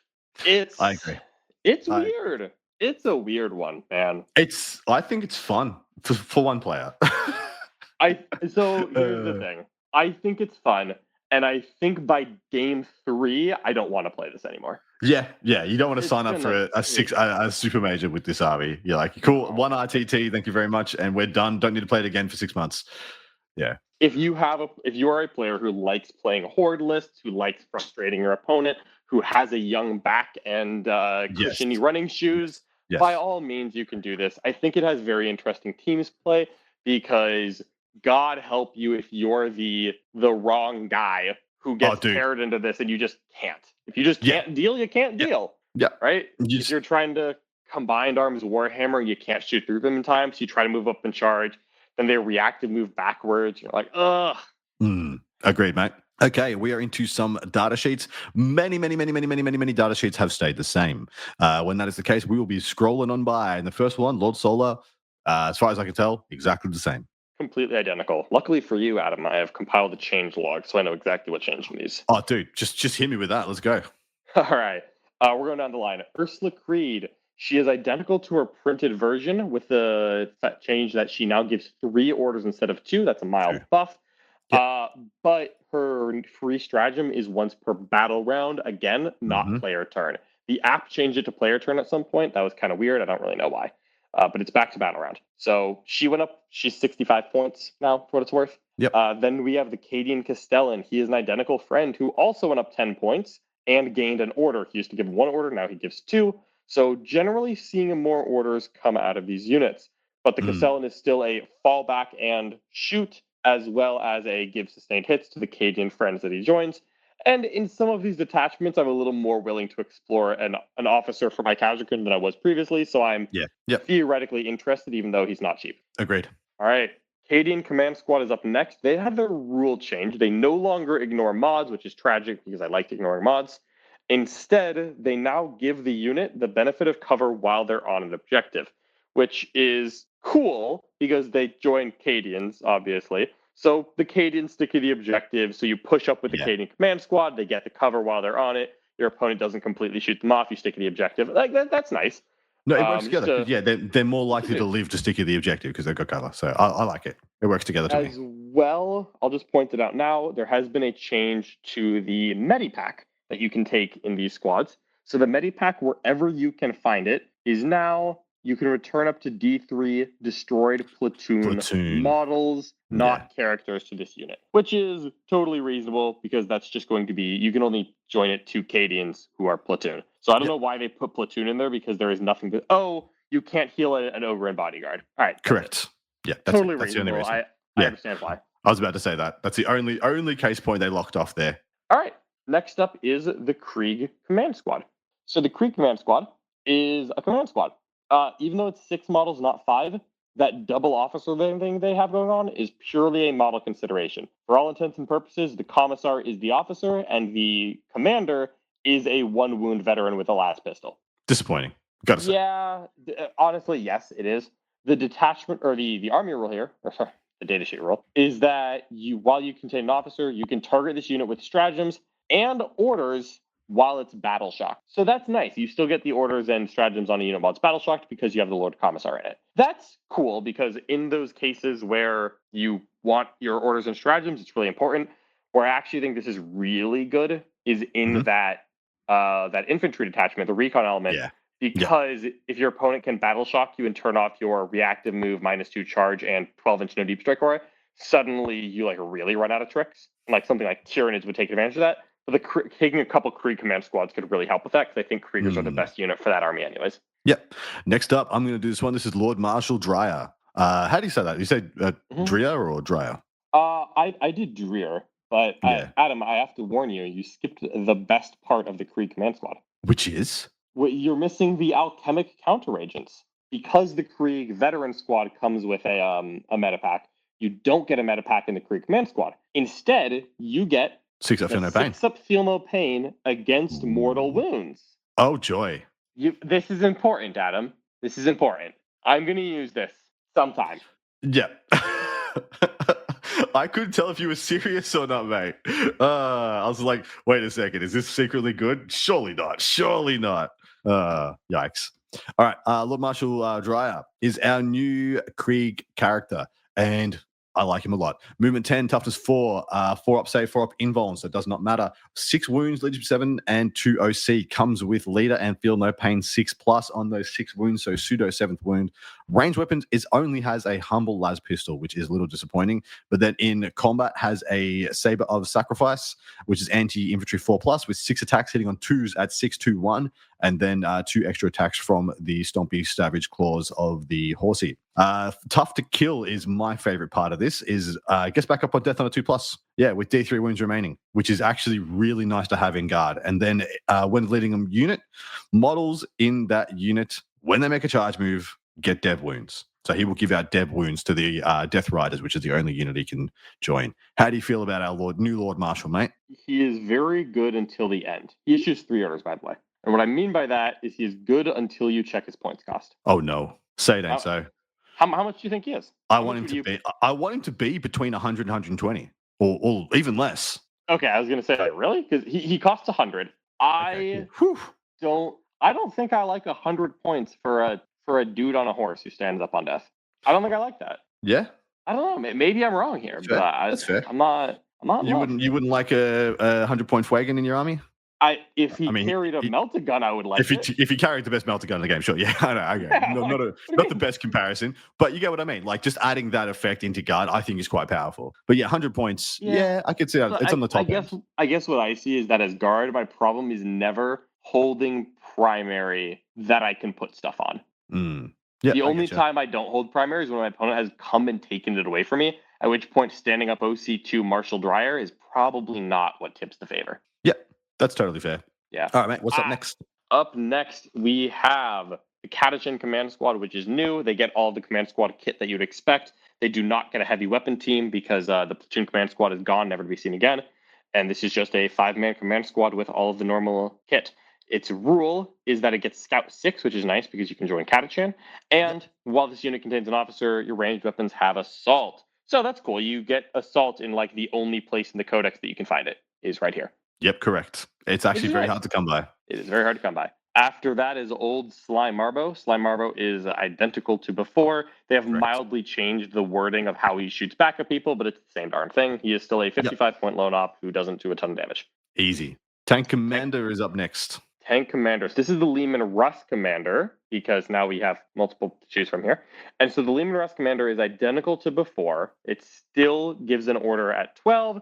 Oh, wait a minute. It gives 2 orders now. The Tank Commander now gives 2 orders, not 1, which is fantastic. This is why we have alluded to some of those enhancements that give extra orders being cool, not necessary.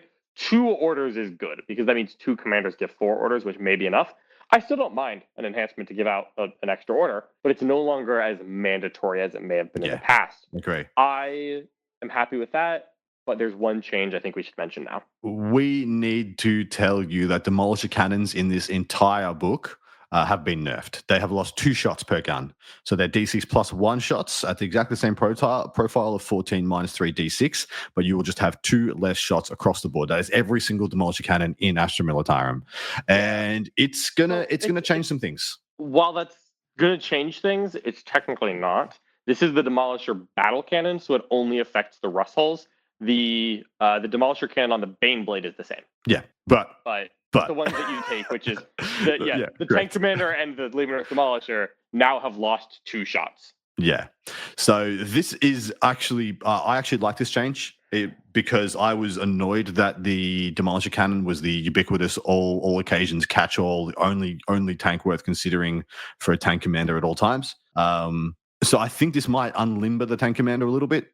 and we could see other options start to take the fall. Like I personally quite like the plasma cannon, the executioner. I think it has some case points where it is very good, especially I think if you're going to play the index detachment, I think the executioner is still very applicable, especially when you can just give it lethal hits for when it needs to target tanks. I think it's just fine. Guy still shoots on a 2+ on death as well. What do you reckon about the tank commander? He's at 235, more orders, worse. Demo cannon hurts. Because none of the guns are close to the demo cannon is a problem. To the old, I should say. Yeah, my other issue is I think he's just been kind of superseded because the Rogal Dawn is listed as 275. The Rogal Dawn tank commander is listed 275 in the back of this book. If that is correct, it's 40 points to get. It's not. What is it? 265. Oh, snap. Never mind. Yeah. What's the regular Dawn? The regular Dawn 250? 240. Oh, yeah. Bangarang. So that I fully agree. Why. Yeah, superseded. 30 points to buy a Dorn commander more than a Leman Russ commander. The Dorn commander is just better. Let's talk about it now. Yeah. It's just more tank. It's just more tank. So much more tank. Yeah, because the demo cannon was so good that the tank commander kept going up and up and up. And that was fair. I understand why. But now the tank commander costs too much. And the Dorn commander does not cost too much. Because the Dorn commander is a Dorn stat line. The Dorn weapons did not change at all. So no nerfs there. No hidden nerfs there. It also gives orders at 12 inches because it has a Voxnet, just like the commander. And it gives 2 orders, just like the Russ commander. Instead of getting a shoot on death, though, it gets called shots. I actually think this is better. Each time the model is selected to shoot, you can reroll 1 hit and 1 roll to wound and 1 damage roll when resolving the attack. That is not or, that is an and. Correct. That's the Gladiator Lancer detachment ability. Sorry, data sheet ability. Yeah. This is premium. This is a premium ability for this tank. Especially when it can order itself to get +1 hit, so it's hitting on 3s. You can get reroll 1s from Sentinels or enhancements. You can get this guy 3s, rerolling 1s, and reroll to hit, to wound, to damage. This thing is, I think, very good. I think the Rogal Dawn commander is very good. And they were wise not to give a shoot on death because it would be a game ender with shoot on death. But they still managed to give it a very good ability. Yeah, I just think the Dorn commander has superseded the tank commander, and that's like current points. That is the end of the conversation. The tank commander has no role that the Dorn commander is not better at for the points. Correct. Yeah, correct. Took me a little bit to acknowledge that, but I liked this book a lot more once I realized I needed to build and paint more Dorns.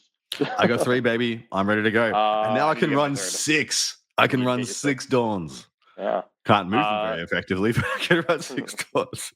All right, you go. All right, next couple of attachments. The Primaris Psyker is the same, but it lost 2 shots on its gun because obviously that's why the Primaris Psyker is being taken everywhere. Oh, for sure. For sure. Same points cost, though, so it just got worse without a change. Nork Deadog is unchanged. Gaunt's Ghosts are unchanged. They're all the same points that you remember them being. We can skip over that. And on to the Militarum Tempestus Command Squad. Couple of minor tweaks on this one. It's largely what you remember. The difference is that the meta pack heals models instead of being a Feel No Pain, just like in the Cadian Command Squad. This is a flat upgrade in my mind. I'm quite happy with that. And I think I just take the meta pack now. And it went up 5 points, and making it your Warlord no longer gives you any bonuses to your Scions. That has now been moved over to the Bridgehead Strike detachment. Yep, correct. I expected that to happen. Yeah, once you saw it reprinted, you kind of realized what was going on, and that's totally fine. The Ministorm Priest and the Engine Seer have not changed. The Commissar has not changed. If anyone needed a change, it was the Commissar. Dude, biggest miss in the Codex is not doing something. It's not doing something with Commissars. They are one of the most. Sorry, biggest miss in the. This is the second biggest miss in the Codex. Oh, really? What's the first? That you can't find the mounted keyword in an Astra Militarum detachment until the very last column of the last page. Yeah. That's cool. But Commissars are a quintessential identity and thematic piece of the Guard. Like everything. 40 years of Guard identity in the Commissar, and they can't give it one rule that matters. Not a single rule that matters. The best reason to take a Commissar is it's the cheapest enhancement caddy you can buy. That's it. And honestly, depressing as hell. It's the cheapest screen as well. If you need someone to go die for the Emperor, it's pathetic. Yeah, it's pathetic. It's a freaking Commissar. It should do something cool. Agreed. All right. Up next are the Cadian Shock Troops. They are the same as before in every form and fashion. One thing to note is that they cost 65 and 120 for a 10 and a 20 man. So you get a little bit cheaper if you run the big ones. And I apologize, the Sergeant's autogun has lost rapid fire too. Oh, Now it's the jeez. same. Shame I on you. know, I know. It also, I think, lost a plasma pistol if it had that before. It doesn't anymore. But other than that, it's the same darn Cadian as before. You take 2 special weapons as Sticky's objectives. You call it a day. Yep. Deathcore, almost the same as before. They've only had small changes to their war gear. It is written in a way that is needlessly complicated, but essentially, you can now only get 2 special weapons, not 3. But Yep. you can take the basically you get up to 2 of flamer grenade launcher, can't duplicate, and long last, and then you get up to 2 of Voxcaster, meltagun, plasma gun. So if you take the Voxcaster, you can only get 1 meltagun plasma gun. The other one has to be a flamer grenade launcher. That's it. That's the thing. That's fine. And yeah, you lost a special weapon, which is mildly annoying. Yeah. As well, the Deathcore squad is 65 130, not 120. So it's a little more expensive in a bigger, same in a small squad. One slight change to Catachans. They no longer get the +1 strength. They get +1 to wound on the charge now, which we know will help them. Not at all. Not at all. I would rather have the strength and AP because the AP Yeah, is better same. than the AP is better than +1 wound. Like I was like, that actually isn't going to help them because they were killing gargoyles and termagants better before with the AP than they will now. So this is actually kind of a downgrade, which is a bit sucks. Yeah, but not in a way that like really matters. It's just like, wish it wasn't. Kazakin, you want to hit us with that one, or is it unchanged? No. The timing on their warrior elite. So once per battle round at the start of any phase, you can select one order to affect this unit. So it used to be essentially you would pick at the start of the turn, and then it would just affect them. Yeah, and now it is actually extremely spicy on the timing. So you can, move up, disembark from a transport, shoot. See if you kill something. You didn't kill enough. Or yourself extra OC, flip the objective anyway. You didn't kill enough, and you're going to be shot back. Take cover. There is actually very spicy this timing. I like this a lot. Yeah, massive change. Really helps the utility of the order roll because it now synergizes with transports extremely well instead of not at all. I'm very happy for this. It takes Kazarkin back over the line for me from unit I didn't take to unit I would consider taking. And there's a couple different attachments where they become more interesting as well. Yep. Did you line this up so you got to do the combat engineers? Because I know you're an absolute stan for him. I definitely was before. That is kind of what I did. So the Krieg combat engineers, the first of the new unit data sheets we're covering. They are guardsmen with a 4-up save. It's still a guardsman. Their abilities are that they get Scout 6 inherently. Once per turn, they get Grenade Stratagem for 0 CP, but it doesn't let you duplicate, so it's still just 1 grenade at a time. Totally reasonable. And then their war gear abilities is essentially that everyone gets their choice of a shotgun, which is what you'd think it's a 12-inch 4012 shotgun, or a trench club, a new combat weapon that has been introduced for us. This doesn't matter at all, but it's 2 attacks at 401, weapon skill 4. I'd rather have a shotgun. Me too. Anytime. So dealer's choice. Would you like a trench club and an auto pistol or a shotgun? You take a shotgun and move on. You get 1 flamer per unit because this is a 5 to 10 man squad, but it's 1 flamer no matter the size. A little disappointing. I would love to get a second flamer on 10 man. Yeah. And then the sergeant gets a choice of a cool pistol and a power sword. And then you have 1 guy armed with a remote mine, which is so good that it messed the points up beyond any of my wildest dreams. Okay. Shall we do it? The remote mine?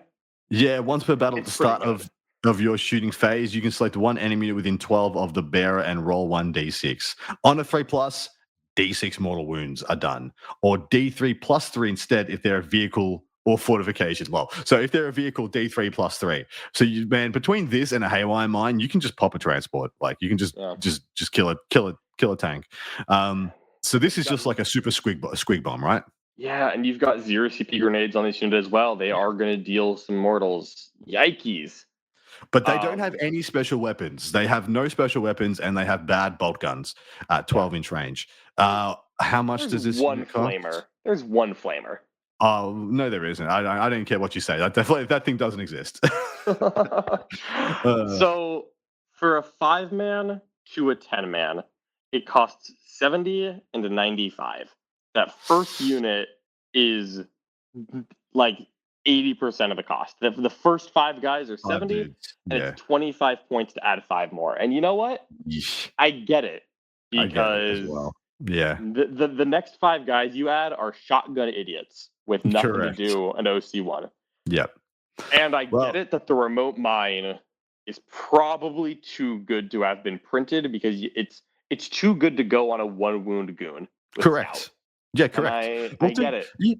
you're gonna rock up, throw a grenade for free, do your average of 3 models, and then on a 3+ do another D6 or at minimum another 4 to a vehicle. So you just walk up and do, kind of min 7 models or average 7 models to a vehicle. That's kind of wild for 75 points. Sorry, that would have been definitely, wild yeah. for anything below 75 points.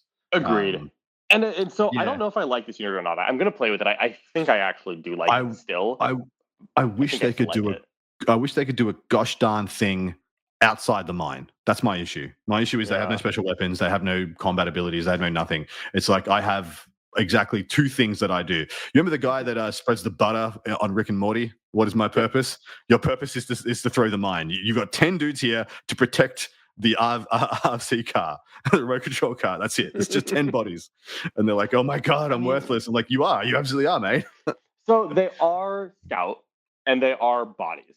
And I will say that the unit you select within 12 doesn't have to be visible because their mine is remote. So like Oh, boy. God, yeah, like boy, you really just you might just I genuinely I think you just take it anyways.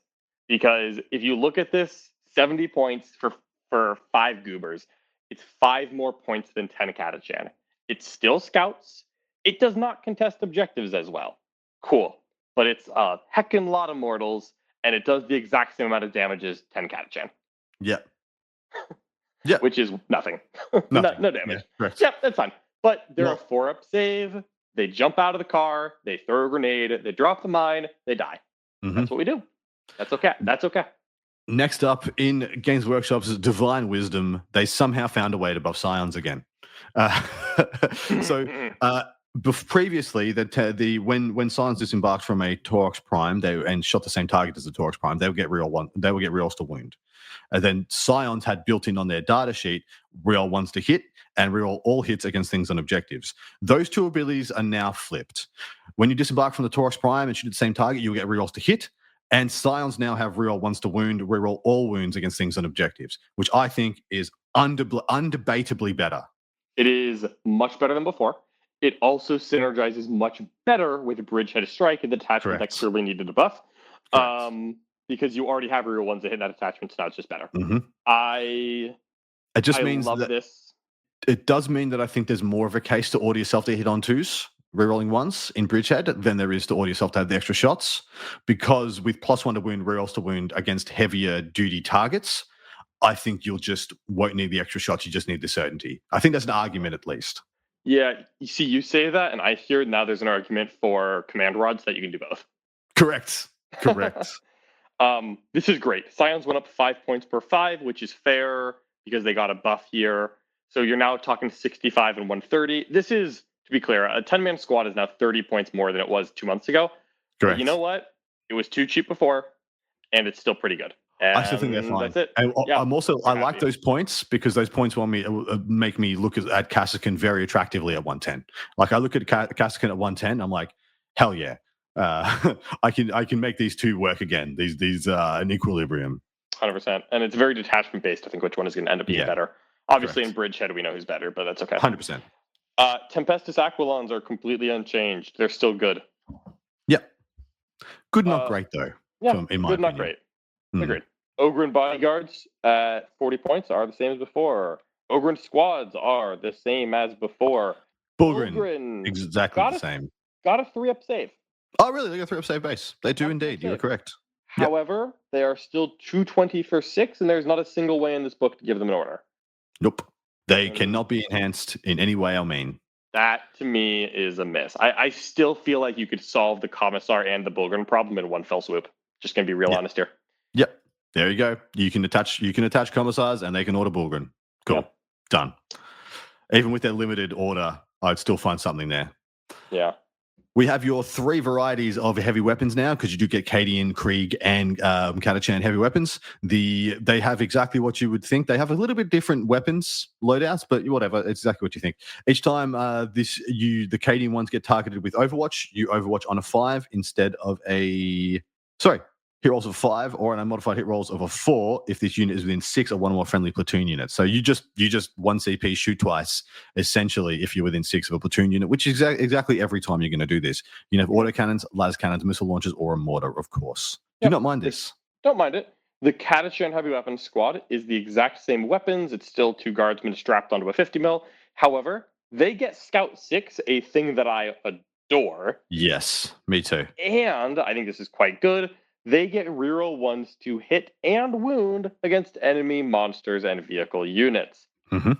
I think 3 of these are an actual factual staple. Thing. Yeah, I think they are a thing, mate. Yep, I think they're just a thing. Yep. And that's because, let's talk about it. Because they have Scout and Heavy, what you can take is just say, hey, 50 points each. I'm going to spend 150 points and just take 9 las cannons.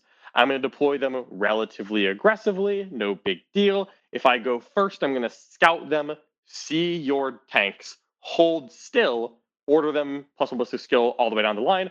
And now, 9 las cannon shots that hit on 3s, reroll 1s is deadly. That is going to carve Vindicators and Down apart. Mm-hmm. But because they scout, they're not exposed. Where if you go on the line and go second, you're like, oh, right, I'm 2 guardsmen on a 50 mil. I'm like, all 9 are dead. Yes. You will lose them after you use them.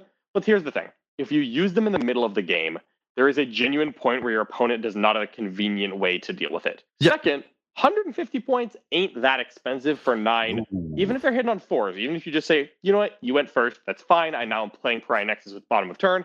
I will now just move my heavy weapons out on ballistic skill 4 and shoot you. Because you know what? They're 48-inch range. Sometimes your opponent just doesn't have the mustard to deal with them on a given turn. I like them a lot, dude. I think they're great. I think they're fantastic. Yeah. Me too. All right, Krieg Heavy Weapon Squads. The only difference here is that these guys have a 4-up save because they are hiding behind a blast shield, a flare shield, or whatever shield. Yeah. And they have different... 4. They move, yes, they do. They come with a fire coordinator who's essentially someone to coordinate the fire because, of course, they're all behind the shield, so they can't see what's going on. They have a little bit different weapons. The one that you will want to know is the Krieg Heavy Flamer, which is, of course, Ignore Cover Torrent. 18-inch on this Flamer, which is strength 5 -1 to damage. And then you also have a las cannon, which is a las cannon, and a twin Krieg Heavy Stubber, which I actually quite like too. So this is 3 shots with rapid fire 3 at 48-inch range, twin linked heavy at 611. So you can have a good old 18-shot little DACA battery at 611 coming out of this with twin link. That could be quite interesting in some matchups. And also it moves 4, so you can kind of technically move them, through walls and around stuff and blow up your gargoyle screens pretty effectively. You could also chuck a unit of these inside a Chimera and shoot 2 of the flamers out of the top hatch. Adam, I'm so sorry. You cannot? You cannot. Why? They have in their embarking rule, each model counts as 2 for the purpose of firing deck. Firing deck. You can shoot 1 out of the top. I know. Still cute. Their rule, final duty, quite good. That is that on a 3+ you shoot on death when you die.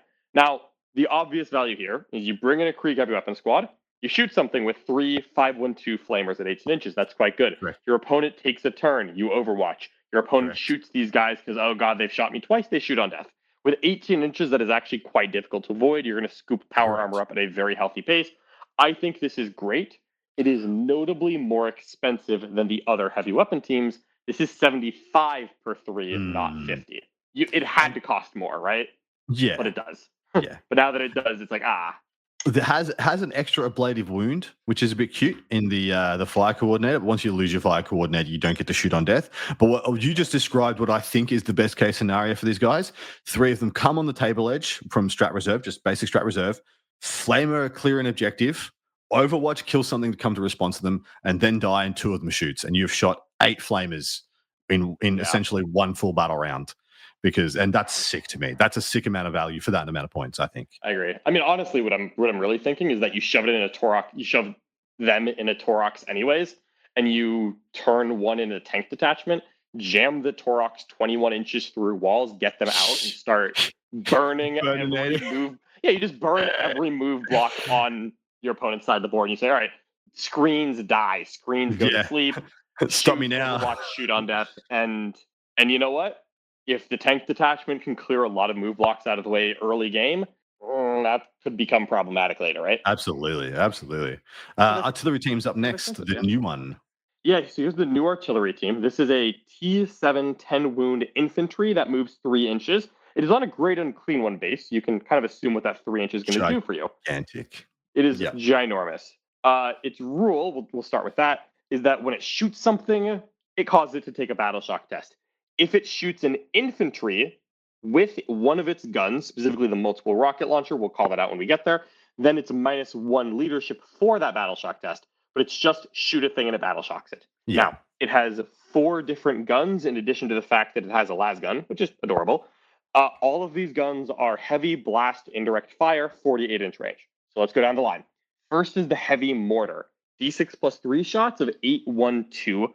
All of this is ballistic skill 5. So if you order it to BS4, heavy cancels that indirected hits on 4s. Yep. 95 points. It's cheaper than a basilisk by a noticeable amount. Slightly less damage because it's 1 less AP, but you get easier orders because you're infantry, but it doesn't slow people down. It's like interesting, but it's not crazy. So yeah, the other guns is the quad launcher, which I believe is terrible because it is just a worse weapon. It is 2d6 shots at 501 with twin linked. Whoop-de-doo.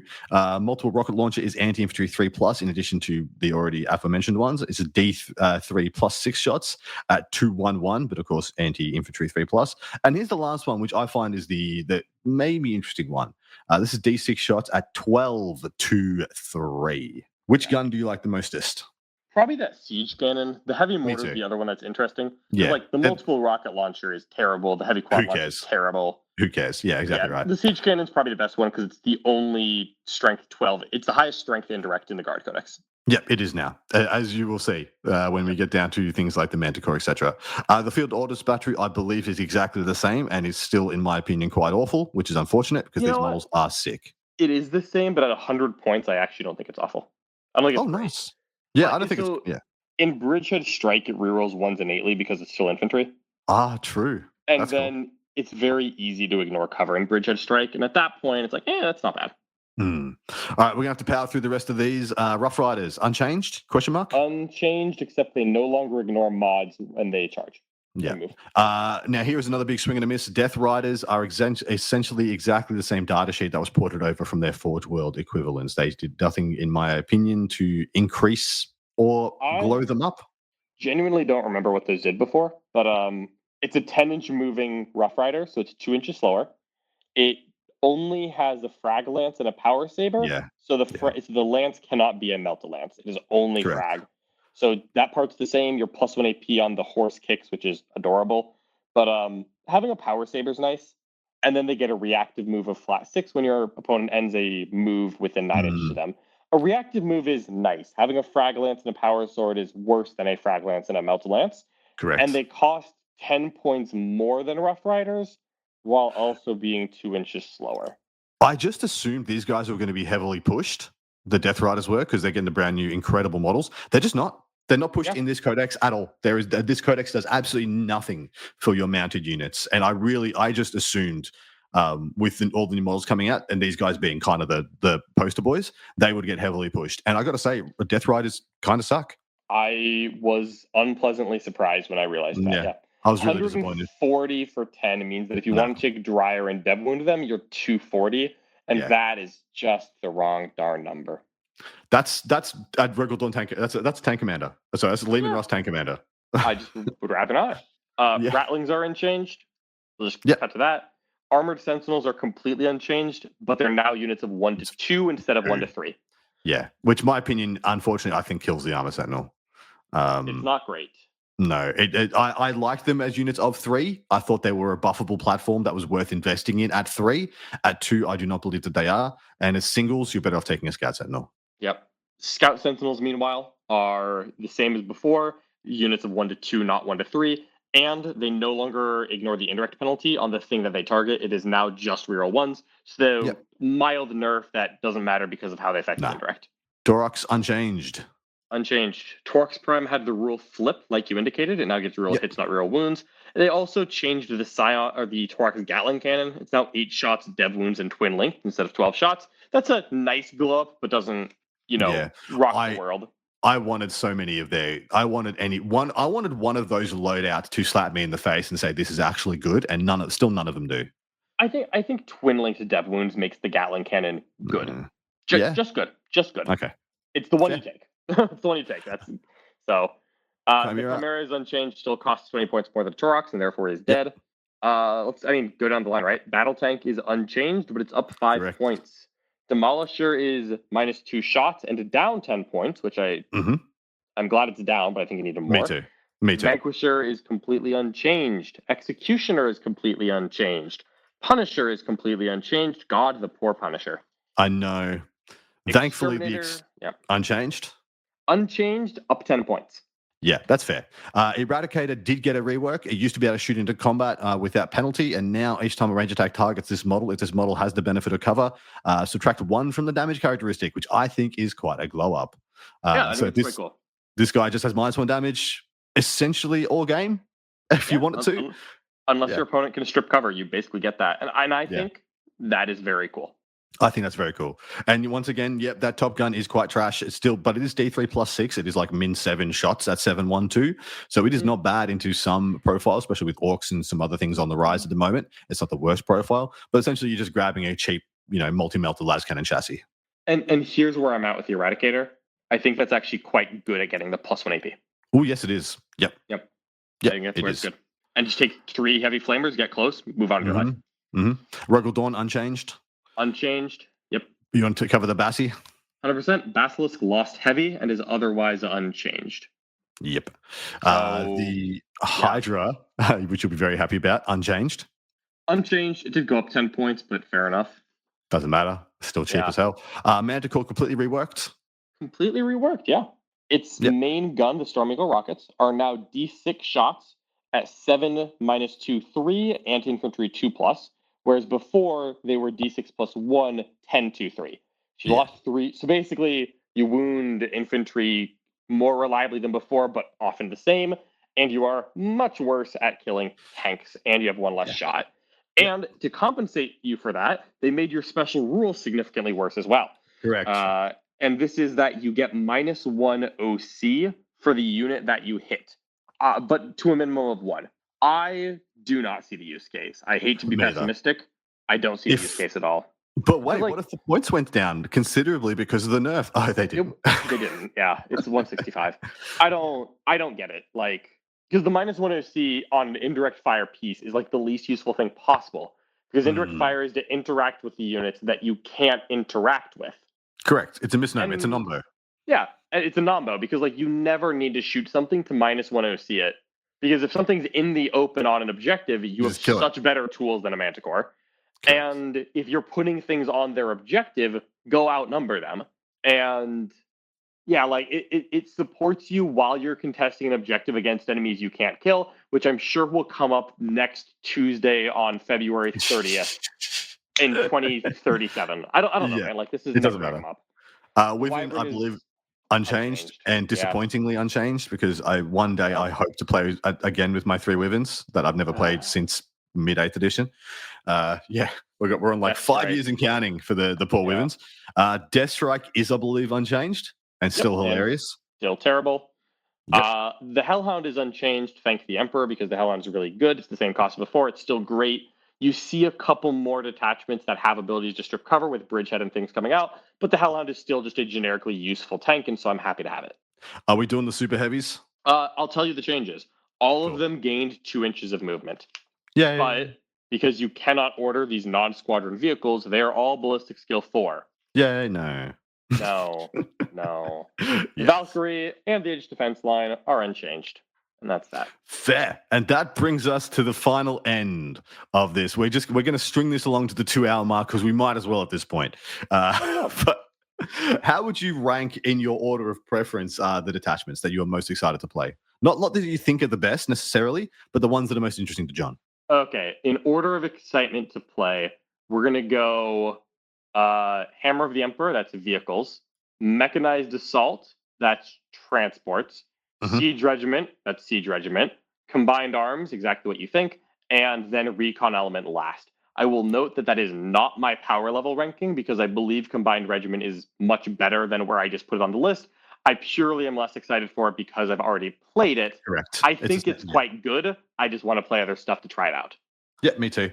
Mine starts with Mechanized Assault and then goes into Hammer of the Emperor and then into Recon. Because those are three ways, just like you just said, those are three ways. I haven't played Guard yet this edition. I've played the Artillery Sit Back Do Nothing edition stuff with the Siege Regiment, which is very heavily incentivized, and I played the crap out of the Combined Arms. So yeah, it's the other three will be the ones I want to play. And hell yeah, Mechanized Assault is my absolute fave. I'm looking forward to playing that quite a lot. Yeah. Well, what's funny to me is that like the Siege Regiment, I don't think like needs any indirect. You can take some, but it like doesn't really need it.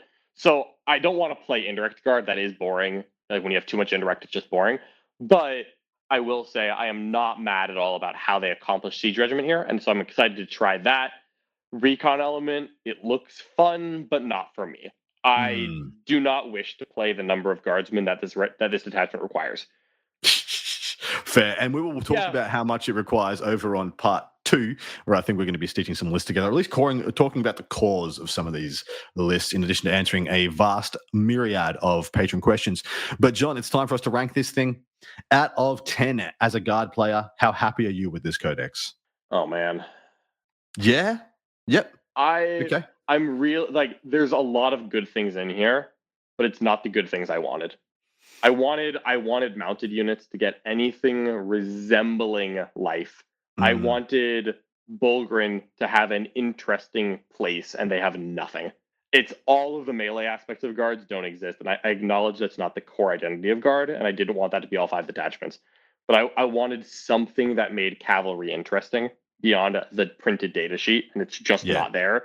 In fact, Cavalry got worse because you can't cycle them in a combined regiment, and then none of the other detachments give them a lick of hope. They give nothing. And there's plenty of good things in here, but I think the best detachment is still Bridgehead Strike. And so I am of that opinion also. I think the Grotmist detachment is over and above better than anything that they've printed in this book. And that's a little disappointing. I think the things in this book do things that are interesting and exciting.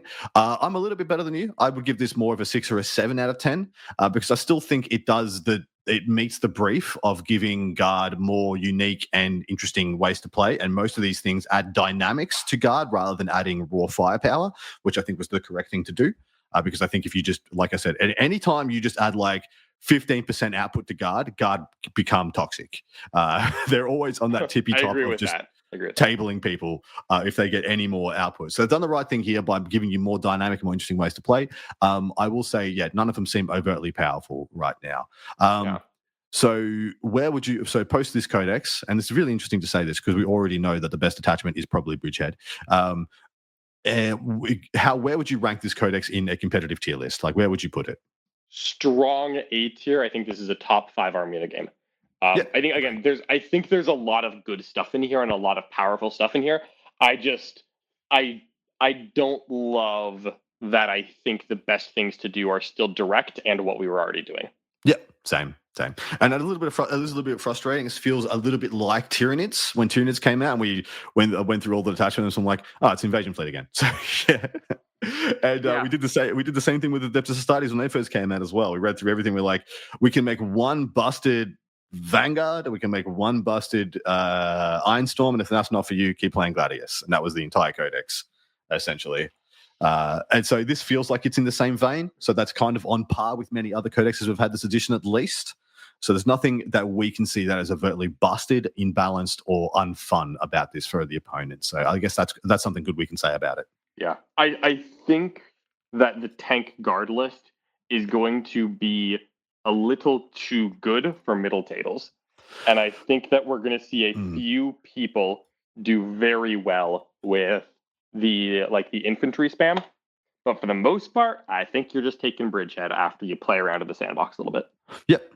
I agree with that call as well. And on that note, we will go over and record part 2, my man. Hopefully you guys will join us over there where you'll see us unpack these detachments in more length, start talking about what we think the cores of certain detachments look like and how we would go into certain matchups with certain builds, and then answering, of course, our beautiful patron questions. If we get any more of them, we will have no choice but to just answer those for the entire episode because, of course, we're getting a bit of a critical mass over there where we've got like 30 or 40 questions piling up soon. But, John, dude, thank you very much for coming on. Hopefully you're very excited to play some games with this brand new slew of ways to play the Fist of the Emperor. Thank you.